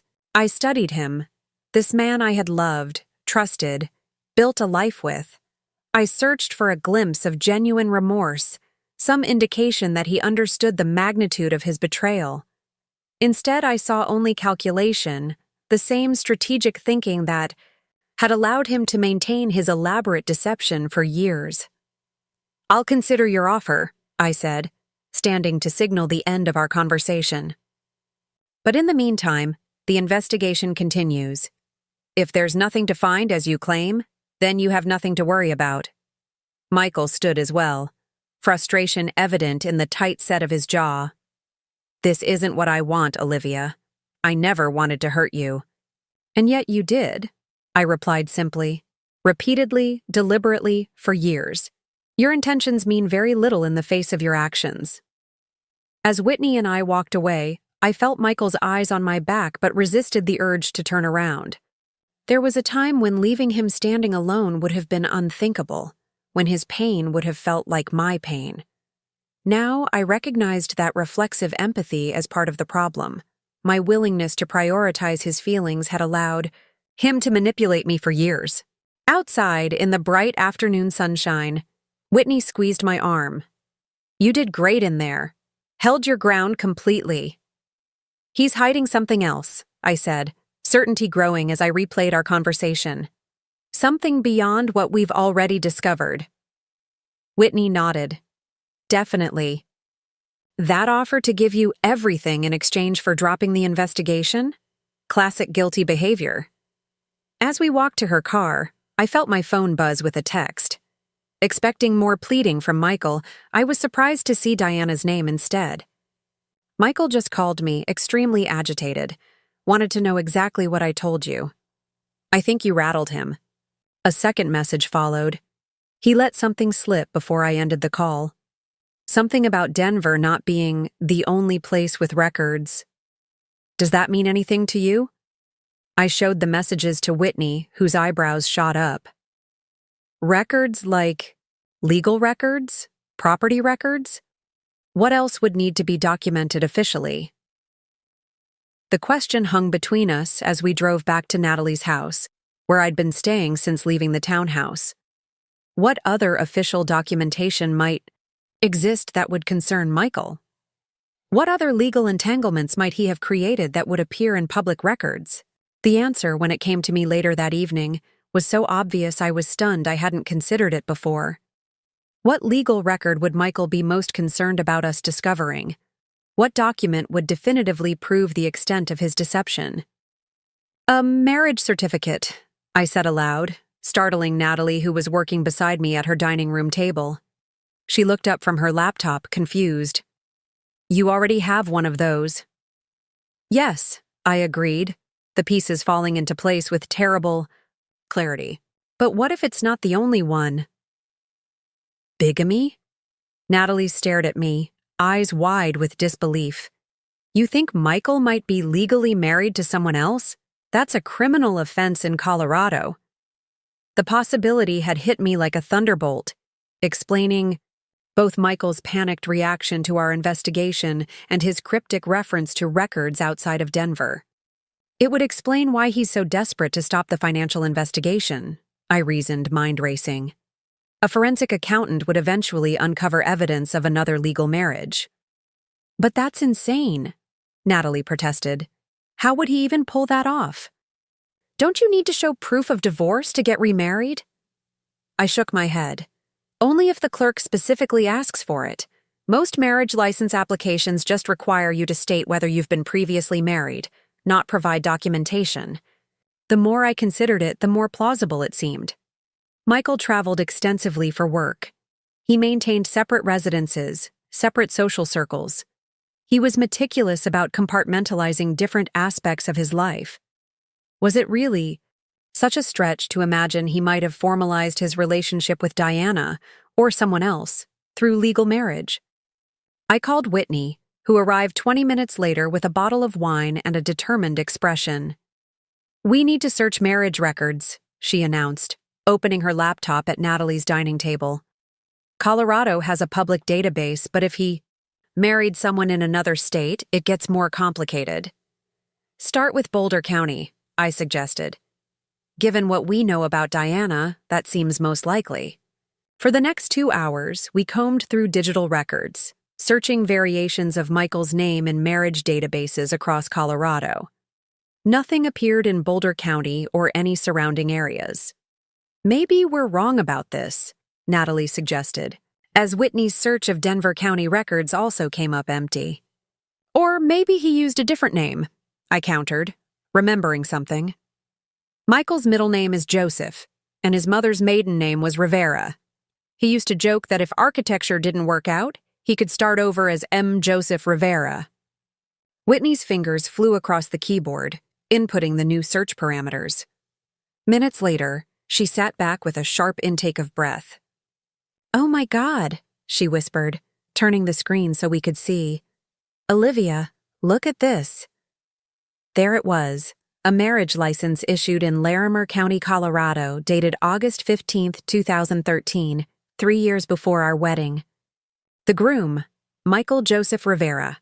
The bride, Diana Elena Reyes. He's married to Diana, I said numbly, staring at the digital record. Legally married, which means your marriage isn't valid, Whitney finished, her voice gentle, but firm. If he was already married when you exchanged vows, your marriage is void under Colorado law. The implications crashed over me in waves. I wasn't Michael's wife. I had never been his wife. Our entire relationship, from our elaborate wedding to our anniversary celebrations, from our joint tax filings to our shared health insurance, all of it had been built on a fundamental falsehood. I need to call Madeline, I said, reaching for my phone with trembling hands. Wait, Natalie interjected. Are we sure this is our Michael?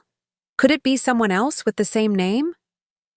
Whitney clicked through to the detailed record, which included the groom's date of birth and county of residence at the time of marriage.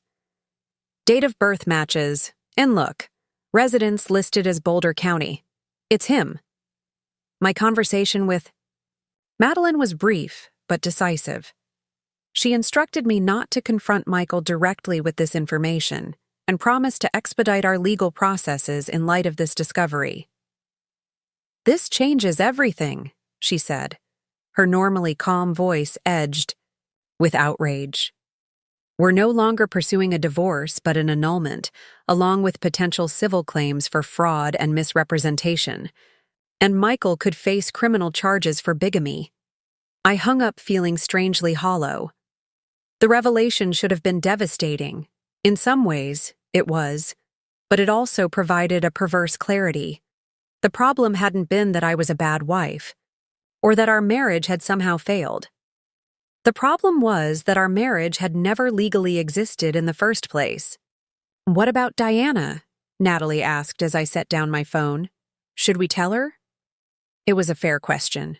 Diana had seemed genuinely shocked by the revelation about Rachel's pregnancy.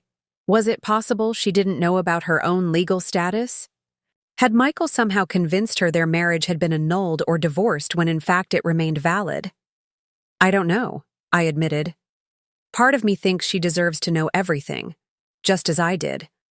But another part feels like I should leave that to the legal process. Whitney's expression was troubled. There's something I don't understand. If Michael was already married to Diana, why go through with a wedding ceremony with you? The legal and financial risks are enormous. One background check could have exposed everything.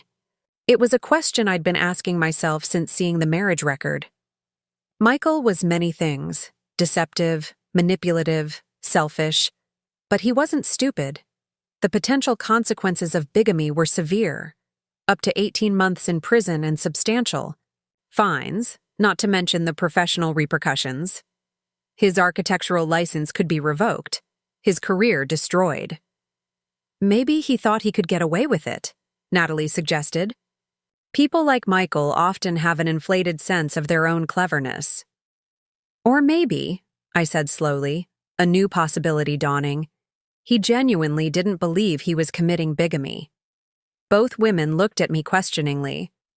What if Michael thought his marriage to Diana had ended? I continued, the theory taking shape as I spoke. What if he filed for divorce but Diana never received the papers, or the divorce was never finalized for some reason? That would explain why he wasn't worried about legal records until now, Whitney admitted. If he genuinely believed he was divorced from Diana, he wouldn't have been concerned about marriage certificates showing up in an investigation. It was a more charitable interpretation than Michael deserved, perhaps, but it made a certain logical sense. Criminal bigamy required intent, knowingly entering into a marriage while still legally married to someone else. If Michael had believed himself divorced, the situation became more legally complex, if no less ethically reprehensible. We need to check divorce records, I decided. See if Michael ever filed. Whitney turned back to her laptop, navigating to the Colorado court. Records database. A search for Michael's name returned several results. Routine permits for architectural projects, a speeding ticket from 2015, but no divorce filings. Nothing in Colorado, Whitney confirmed. But if they were married in Larimer County, maybe he filed elsewhere.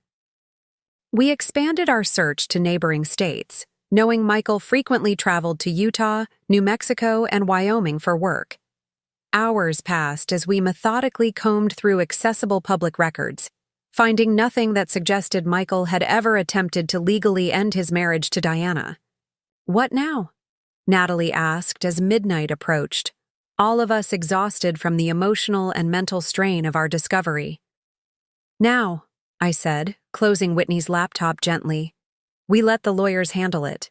Madeline will file for the annulment. First thing tomorrow, and she'll coordinate with the district attorney's office about potential criminal charges. Are you going to press charges? Whitney asked. For the bigamy, I mean. I hadn't considered that aspect yet. Part of me wanted Michael to face the full legal consequences of his actions, to experience some fraction of the pain and upheaval he had caused. But another part recognized that a public prosecution would drag me into exactly the kind of humiliating spectacle I had hoped to avoid. I don't know, I admitted. I need time to process all this. As Whitney and Natalie prepared for bed, I stepped out onto Natalie's small balcony, needing a moment alone with my thoughts.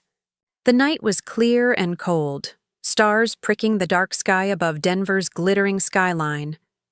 Somewhere in this city was the townhouse I had shared with Michael, filled with wedding photos of a ceremony that had never been legally valid.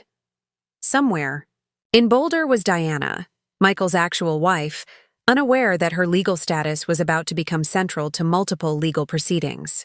And somewhere, I imagined, was Michael himself, perhaps pacing in a hotel room, perhaps sitting in Rachel's apartment, perhaps driving between his compartmentalized lives, frantically trying to contain the unraveling of his elaborate deceptions. My phone buzzed in my pocket. A text from an unknown number. Olivia, it's Rachel. Can we talk? It's important. I stared at the message, wondering what new revelation awaited. Had Rachel discovered something about Michael as well? Had he contacted her after our confrontation at the coffee shop? Or was this about her pregnancy, her future, her own need for clarity amid the chaos Michael had created? Before I could decide how to respond, another text arrived from the same number. Michael's in the hospital. Car accident on I-25. Denver. General. They're saying it's serious. The world seemed to tilt beneath my feet. Despite everything he had done, despite the anger and betrayal I felt, the news of Michael's injury still landed like a physical blow.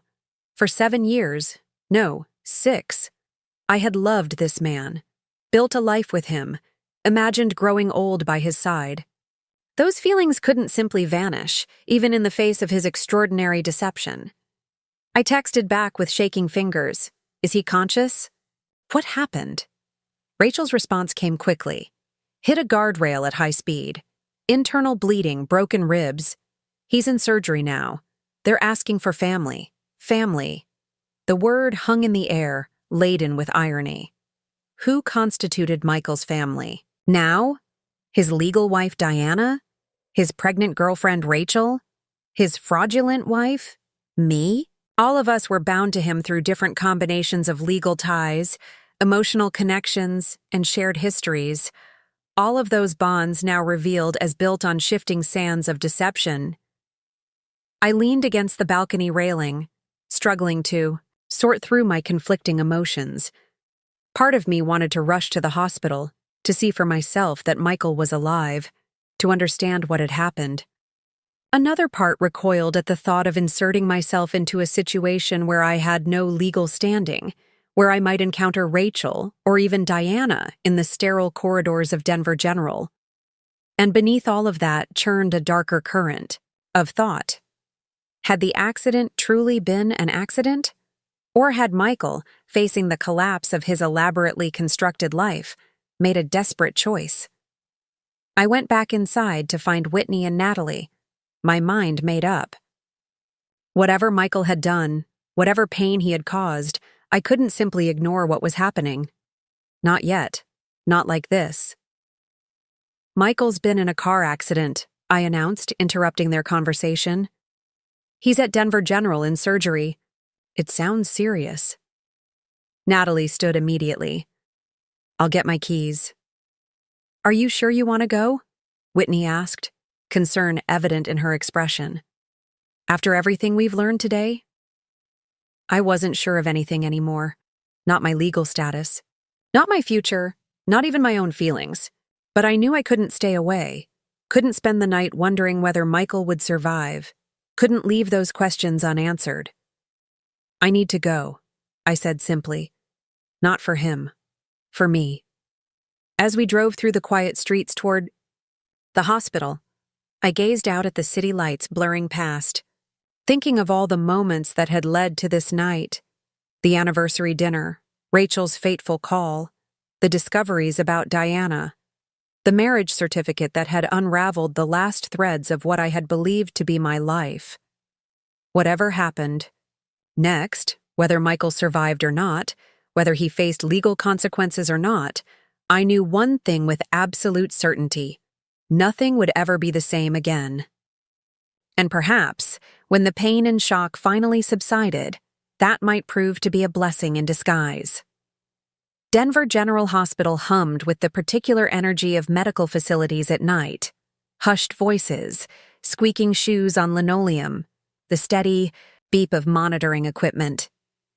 The emergency department waiting room was half full when we arrived, populated by people whose lives had also taken unexpected turns that evening. After identifying myself at the reception desk, we were directed to the surgical waiting area on the 3rd floor. As the elevator doors opened, I immediately spotted Rachel sitting alone in a corner, her blonde ponytail disheveled, her face pale. With worry. She stood when she saw me, uncertainty in her expression.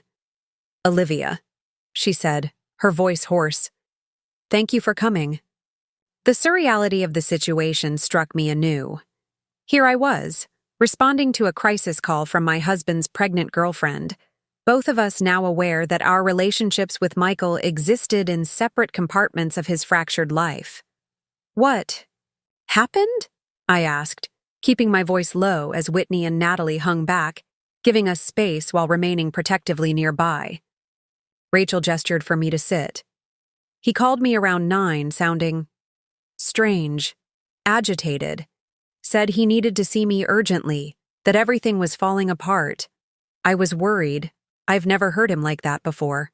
So I agreed to meet him at my place, but he never showed. She twisted her hands in her lap. Then I got a call from the hospital. They found my number in his recent calls. Said his car went off the road on I-25, hit a guardrail at high speed. Was anyone else involved? I asked, relief mixing with my concern when she shook her head. Just Michael. The police officer I spoke with said there were no skid marks, no indication he tried to brake. She met my gaze directly. They're investigating whether it might have been deliberate. The possibility hung between us, neither willing to voice what we were both considering, that Michael, facing the collapse of his carefully constructed life, might have chosen a desperate exit. Has there been any update on his condition? I asked, pushing aside speculation in favor of immediate concerns. He's still in surgery. Internal bleeding, multiple fractures, potential spinal damage. Rachel's clinical nurse's assessment broke slightly at the end, emotions seeping through, her professional demeanor. The doctor said it could be several more hours before we know anything definitive. I nodded, settling in for the wait. Natalie and Whitney joined us, making awkward introductions. The 4 of us formed an unlikely vigil group, connected only by our relationships to a man who had systematically deceived us all. After about 20 minutes of tense silence, Rachel spoke again. I should tell you, I called Diana too. I looked up sharply. You know Diana? Rachel shook her head. Not personally. But after our conversation at the gallery, I did some research. Of my own. Found her faculty profile at CU Boulder. I thought she should know about the accident. Is she coming? I asked, unsure whether I dreaded or welcomed the prospect of all three of us converging in this sterile waiting room. She said she would, Rachel confirmed. She sounded shocked. But not just about the accident. Something in her tone made me look more closely at her. What do you mean? Rachel hesitated, then leaned forward. When I introduced myself, explained who I was, she got very quiet. Then she asked if I knew about you. She paused. And when I said yes, that we'd met, she said something odd. She said, "So, you know about the marriage, too." My breath caught. What did you tell her? That I knew he was married to you, yes, but she laughed, this horrible, bitter sound, and said, "No, I mean our marriage, mine and Michael's." Rachel's eyes searched my face. Olivia, is Michael legally married to Diana? Is that even possible? Before I could decide how to respond, the elevator doors opened, and Diana herself stepped out. She spotted our group immediately and walked over, her normally composed demeanor showing strain. Our eyes met in a moment of silent recognition. Two women joined by legal documents neither of us had fully understood until now. You found the marriage record, she said, not a question, but a statement. I nodded. Today. Larimer County, 2013. Rachel looked between us, confusion giving way to understanding. Wait, are you saying Michael is legally married to both of you? No, Diana said, taking the empty seat beside Rachel. He's legally married to me. His marriage to Olivia isn't valid under Colorado law. The blunt statement hung in the air. Whitney moved protectively closer to me, while Natalie looked ready to intervene if the conversation became confrontational. But rather than hostility, I felt an odd sense of solidarity with these women. We had all been deceived by the same man, each of us given a different piece of a puzzle that only made sense when we began sharing our experiences. Did you know, I asked Diana, that your marriage was still legally valid when he married me? She shook her head, fatigue evident in every line of her body. No, I thought we were divorced. Michael told me he filed the papers in New Mexico, where he was working on a project in 2015. Said it was easier there, faster. He even showed me what looked like final decree documents. She laughed humorlessly. I never verified them independently. I trusted him. We all did, Rachel said quietly, one hand resting on her barely visible pregnancy. A doctor appeared in the waiting room doorway, scanning the space before approaching our unlikely gathering. Family of Michael Rivera? We exchanged glances, a moment of silent negotiation before Diana stood. I'm his wife, she said, her legal claim undeniable. Then, with surprising generosity, she added, and these are all family too. We'd like to hear together, please. The doctor, a middle-aged woman with kind eyes and a serious expression, nodded. Mr. Rivera is out of surgery. We've managed to stop the internal bleeding and stabilize the fractures. The next 24 hours will be critical, but barring complications, we expect him to survive. A collective exhale moved through our group, relief untainted by the complexities of our relationships with Michael. Whatever he had done, none of us had wished him dead. Is he conscious? Diana asked. Not yet. He'll be heavily sedated for at least 24 hours to give his body time to begin healing.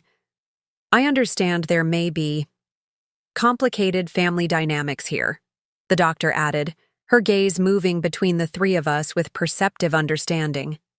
But I'd recommend only one visitor at a time once he's allowed visitors, to reduce stress during the initial recovery period. After the doctor left, we sat in silence, processing both the medical update and the increasingly tangled legal and emotional web surrounding us. So, what happens now? Rachel finally asked, looking between Diana and me. It was a question with no simple answer. Medically, Michael would recover, though the extent of long-term damage remained unknown. Legally, a reckoning awaited him: potential bigamy charges, fraud allegations, multiple civil claims. Emotionally, that terrain seemed too complex to navigate in a hospital waiting room at midnight. "My lawyer is filing for an annulment first thing tomorrow," I said, based on the fact that Michael was already legally married when we had our ceremony. Diana nodded. "I'll need to speak with an attorney as well, if our marriage was never legally dissolved." She trailed off, the implications of her status, as Michael's legal wife, clearly overwhelming. "And I need to think about my daughter's future," Rachel added, her hand still protectively covering her stomach. "Whatever Michael has done, she deserves to have a father in her life, even if that relationship comes with complications." The three of us sat together, united by the man who had torn our lives apart and brought us together in this strange convergence. Different ages, different backgrounds, different connections to Michael, yet somehow finding common ground in the rubble of his deceptions. Whitney, who had been silently observing our interaction, finally spoke up. "You know what amazes me? How none of you are at each other's throats. In movies, this would be a catfight scene." That unexpected observation broke the tension, drawing tired laughs from all of us. "What would be the point?" Diana asked. "Michael is the one who created this situation, not us. Blaming each other would just give him another victory." She was right, I realized. By maintaining civility, even finding moments of solidarity, we were refusing to play the roles Michael's deception had cast us in. The betrayed wife, the other woman, the pregnant mistress fighting over the scraps of his attention. Instead, we were treating each other with the dignity that Michael had denied us all. "I'm going to head home," Diana decided, standing and gathering her purse. "There's nothing more we can do tonight, and to be honest, I'm not sure I'm ready to see him yet." She hesitated, then added, "I'll be back tomorrow. Would it be helpful if we coordinated visits, shared information?" The suggestion of ongoing communication struck me as both practical and surprisingly comforting. Whatever happened with Michael, it seemed likely that our lives would remain connected in some fashion, through legal proceedings if nothing else. "I think that's a good idea," I agreed. "We should exchange numbers." After we'd shared contact information, Diana turned to leave, then paused. "Olivia, there's something I didn't mention during our meeting at the coffee shop. Something I think you should know." I braced myself for yet another revelation. "What is it?" "Last year, Michael started talking about having children, said he was finally ready, that the timing felt right." She met my gaze directly. "I'm telling you this because I suspect he was having similar conversations with you, and possibly with Rachel as well, before she became pregnant." The confirmation of my suspicion hit hard. Michael hadn't just been juggling separate relationships, he'd been planning parallel futures, with multiple women, making the same promises, offering the same visions of family life to each of us. "He did," I confirmed. "Started bringing it up about 8 months ago." Rachel nodded as well. "He was clear from the beginning that he wanted children. When I got pregnant, he seemed genuinely happy, even though it wasn't planned." Diana's expression hardened. "So we were all supposed to be the mothers of his children, living in separate cities, raising families he would shuttle between while pretending to be on business trips." She shook her head in disgust. The sheer audacity. "It would never have worked," Whitney commented. 3 families? The logistics alone would have been impossible to maintain." "I don't think Michael was thinking that far ahead," I said, understanding dawning. "He lives entirely in the present, managing immediate wants and needs, avoiding conflicts, maintaining enough separation between different parts of his life to prevent exactly what's happening now." "A house of cards," Rachel murmured. "It was always going to collapse eventually." As Diana left and we prepared to follow, I felt a strange sense of clarity emerging from the chaos of the past weeks. Michael's accident had forced a convergence of the separate worlds he had so carefully maintained, bringing together three women who might otherwise never have known of each other's existence.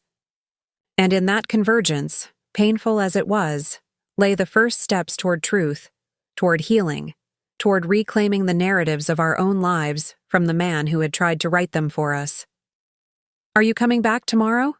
Rachel asked as we waited for the elevator. I considered the question carefully. Did I want to see Michael, lying broken in a hospital bed? Did I need that visual for closure? Or would it simply reopen wounds beginning to scab over? "I don't know," I admitted. "But I'll let you know either way." As we drove back through the quiet streets of midnight Denver, I leaned my head against the car window, watching the city lights blur into streaks of color. For the first time since Rachel's fateful call during my anniversary dinner, I felt something like peace.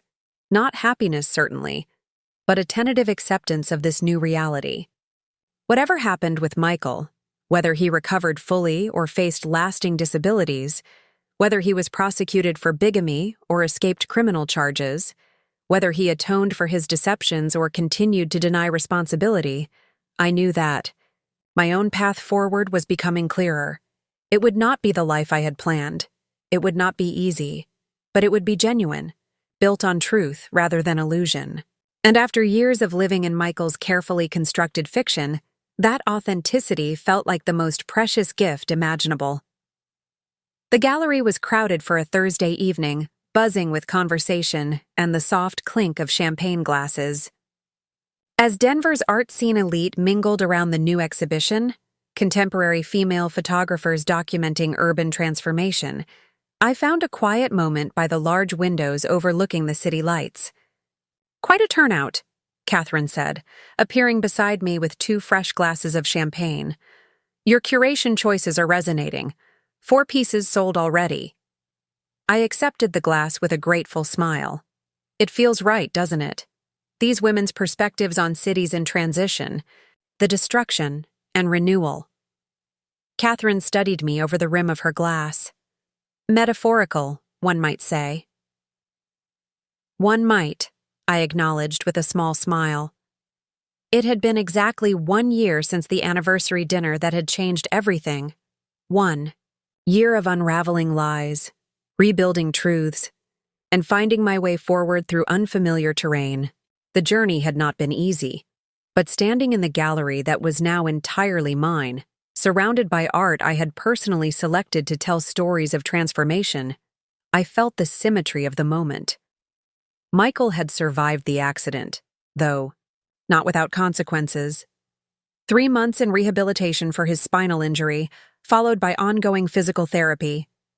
The police investigation had ultimately classified the crash as non-deliberate, excessive speed combined with distraction, rather than a suicide attempt.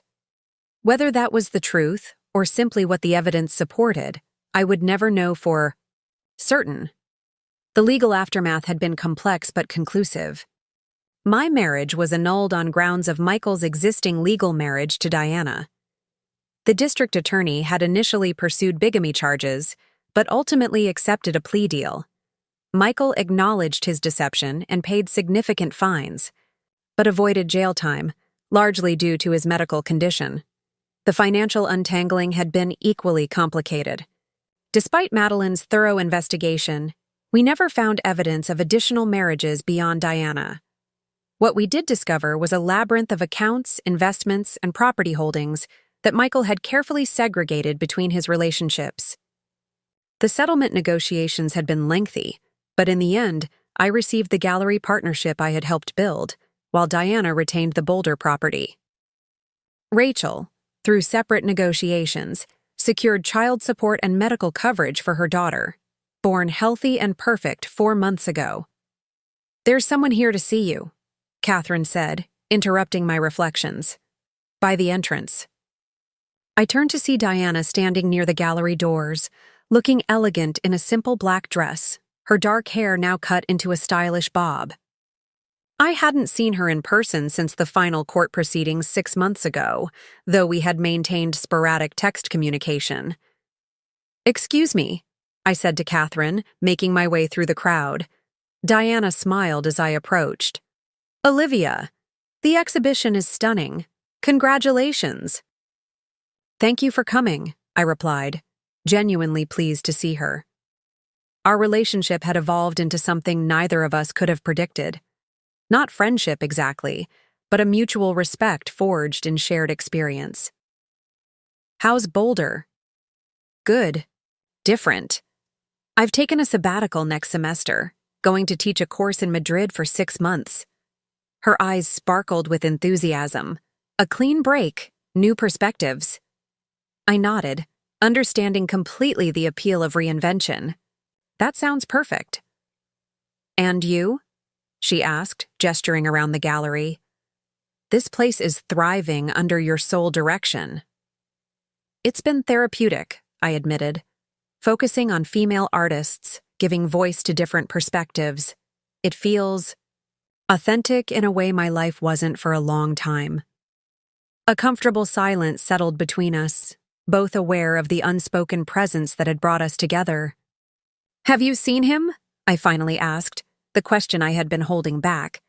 Diana's expression shifted slightly. "Once, about 2 months ago. He asked to meet, said he wanted to apologize in person." She shook her head, a hint of wonder in her voice. "He actually seemed sincere, Olivia. Broken in ways beyond the physical. The accident, the exposure of everything. It's changed him." I had received similar messages from Michael, requests for meetings, promises of explanations, and apologies. Thus far, I had declined them all, unsure whether confronting him would provide closure or simply reopen wounds that were finally beginning to heal. "And Rachel?" I asked. "Has he been involved with the baby?" "She sends updates and photos. According to our group text, he sees Sophia twice a month, supervised visits for now." Diana's tone was carefully neutral, conveying information without judgment. Our unusual three-way text chain had emerged organically after the hospital vigil, initially as a practical means of sharing updates about Michael's condition and legal developments. Over time, it had evolved into something more, a space where the three of us could process our experiences, warn each other about Michael's attempts at manipulation, and eventually share milestones in our separate journeys of recovery. "Are you still planning to finalize the divorce?" I asked. Diana nodded. "The papers are filed. Should be official by year-end. 12 years of marriage, legal marriage at least, finally over." She glanced around the gallery, changing the subject. "Whitney mentioned you're seeing someone? An artist?" I smiled, thinking of Marcus, a sculptor I had met while curating a public installation 6 months ago. Our relationship was still new, deliberately slow-moving as I relearned how to trust, how to be vulnerable without being naive. "It's early days," I said, "but good, honest." "Honesty," Diana mused. "What a concept." We shared a knowing look, the humor dark but healing. "Would you like to see the feature wall?" I offered. "There's a piece I think you'd particularly appreciate, a photographer from Barcelona documenting the reclamation of urban spaces." As we moved through the gallery, I spotted Whitney across the room, engaged in animated conversation with a collector. She caught my eye and gave a subtle thumbs up, both acknowledging Diana's presence and checking that I was okay. I nodded in reassurance, grateful once again for her unwavering support throughout the past year. Later, as the event wound down and the last guests departed, I found myself alone in the gallery, surrounded by images of cities being torn down and rebuilt, structures demolished to make way for new growth. The metaphor was perhaps too obvious, but no less powerful for its clarity. My phone buzzed with a text notification. Michael's name appeared on the screen, still saved in my contacts despite everything. I saw the exhibition coverage in the art section. "Congratulations, Olivia. It looks remarkable. just like everything you create. I know you don't want to see me, but I'm still hoping someday you might be willing to hear what I need to say. Until then, I'm proud of you. Always was. I read the message twice, feeling the familiar complex swirl of emotions that Michael still evoked. Anger, grief, nostalgia, and something else harder to define. Not forgiveness, exactly, but perhaps a recognition that the man I had loved, however flawed and deceptive, had not been entirely fictional. After a moment's consideration, I did something I hadn't done in a year. I replied to him, "Thank you for the kind words about the exhibition. I'm not ready to meet yet, but I'm not saying never. We all need time to become the people we're meant to be." It wasn't absolution, but it was acknowledgement of our shared past, of the pain we had caused each other, of the possibility that healing might someday include conversation. I slipped my phone back into my pocket and moved to shut down the gallery for the night. As I turned off the main lights, leaving only the soft security illumination, I paused to look at my favorite piece in the exhibition. A triptych showing the demolition of an old apartment building, the vacant lot it left behind, and finally, a community garden blooming in the same space. Destruction, emptiness, renewal. My life had followed that same pattern this past year. The demolition had been painful, the emptiness terrifying, but the renewal, that had been entirely my creation, built on foundations of truth and self-knowledge that Michael's deception had ultimately forced me to discover. Walking out into the cool Denver evening, I felt the weight of the anniversary, not of my marriage, which had never been legally valid, but of the moment when illusion had shattered and reality had begun. The pain of that night remained, a scar that would always mark me, but no longer defined me. Ahead stretched a future I was building on my own terms, the gallery expanding under my sole direction, a relationship founded on transparency rather than deception, friendships that had been tested and strengthened by adversity. I thought briefly of Rachel, who had sent a photo of baby Sophia just that morning, tiny fists raised as if ready to fight the world. Of Diana, preparing for her Madrid adventure, reinventing herself at 50. Of Michael, physically diminished but perhaps finally confronting the consequences of his actions, the damage his deceptions had caused. We had all been transformed by the collision of our separate worlds, forced to rebuild from rubble not of our making, but what we built. That was our choice, our creation, our triumph. As I walked to my car, I found myself remembering something my grandmother used to say when I was a child facing disappointment. Sometimes life hands you a gift wrapped in sandpaper. It hurts to open, but what's inside might be worth the pain.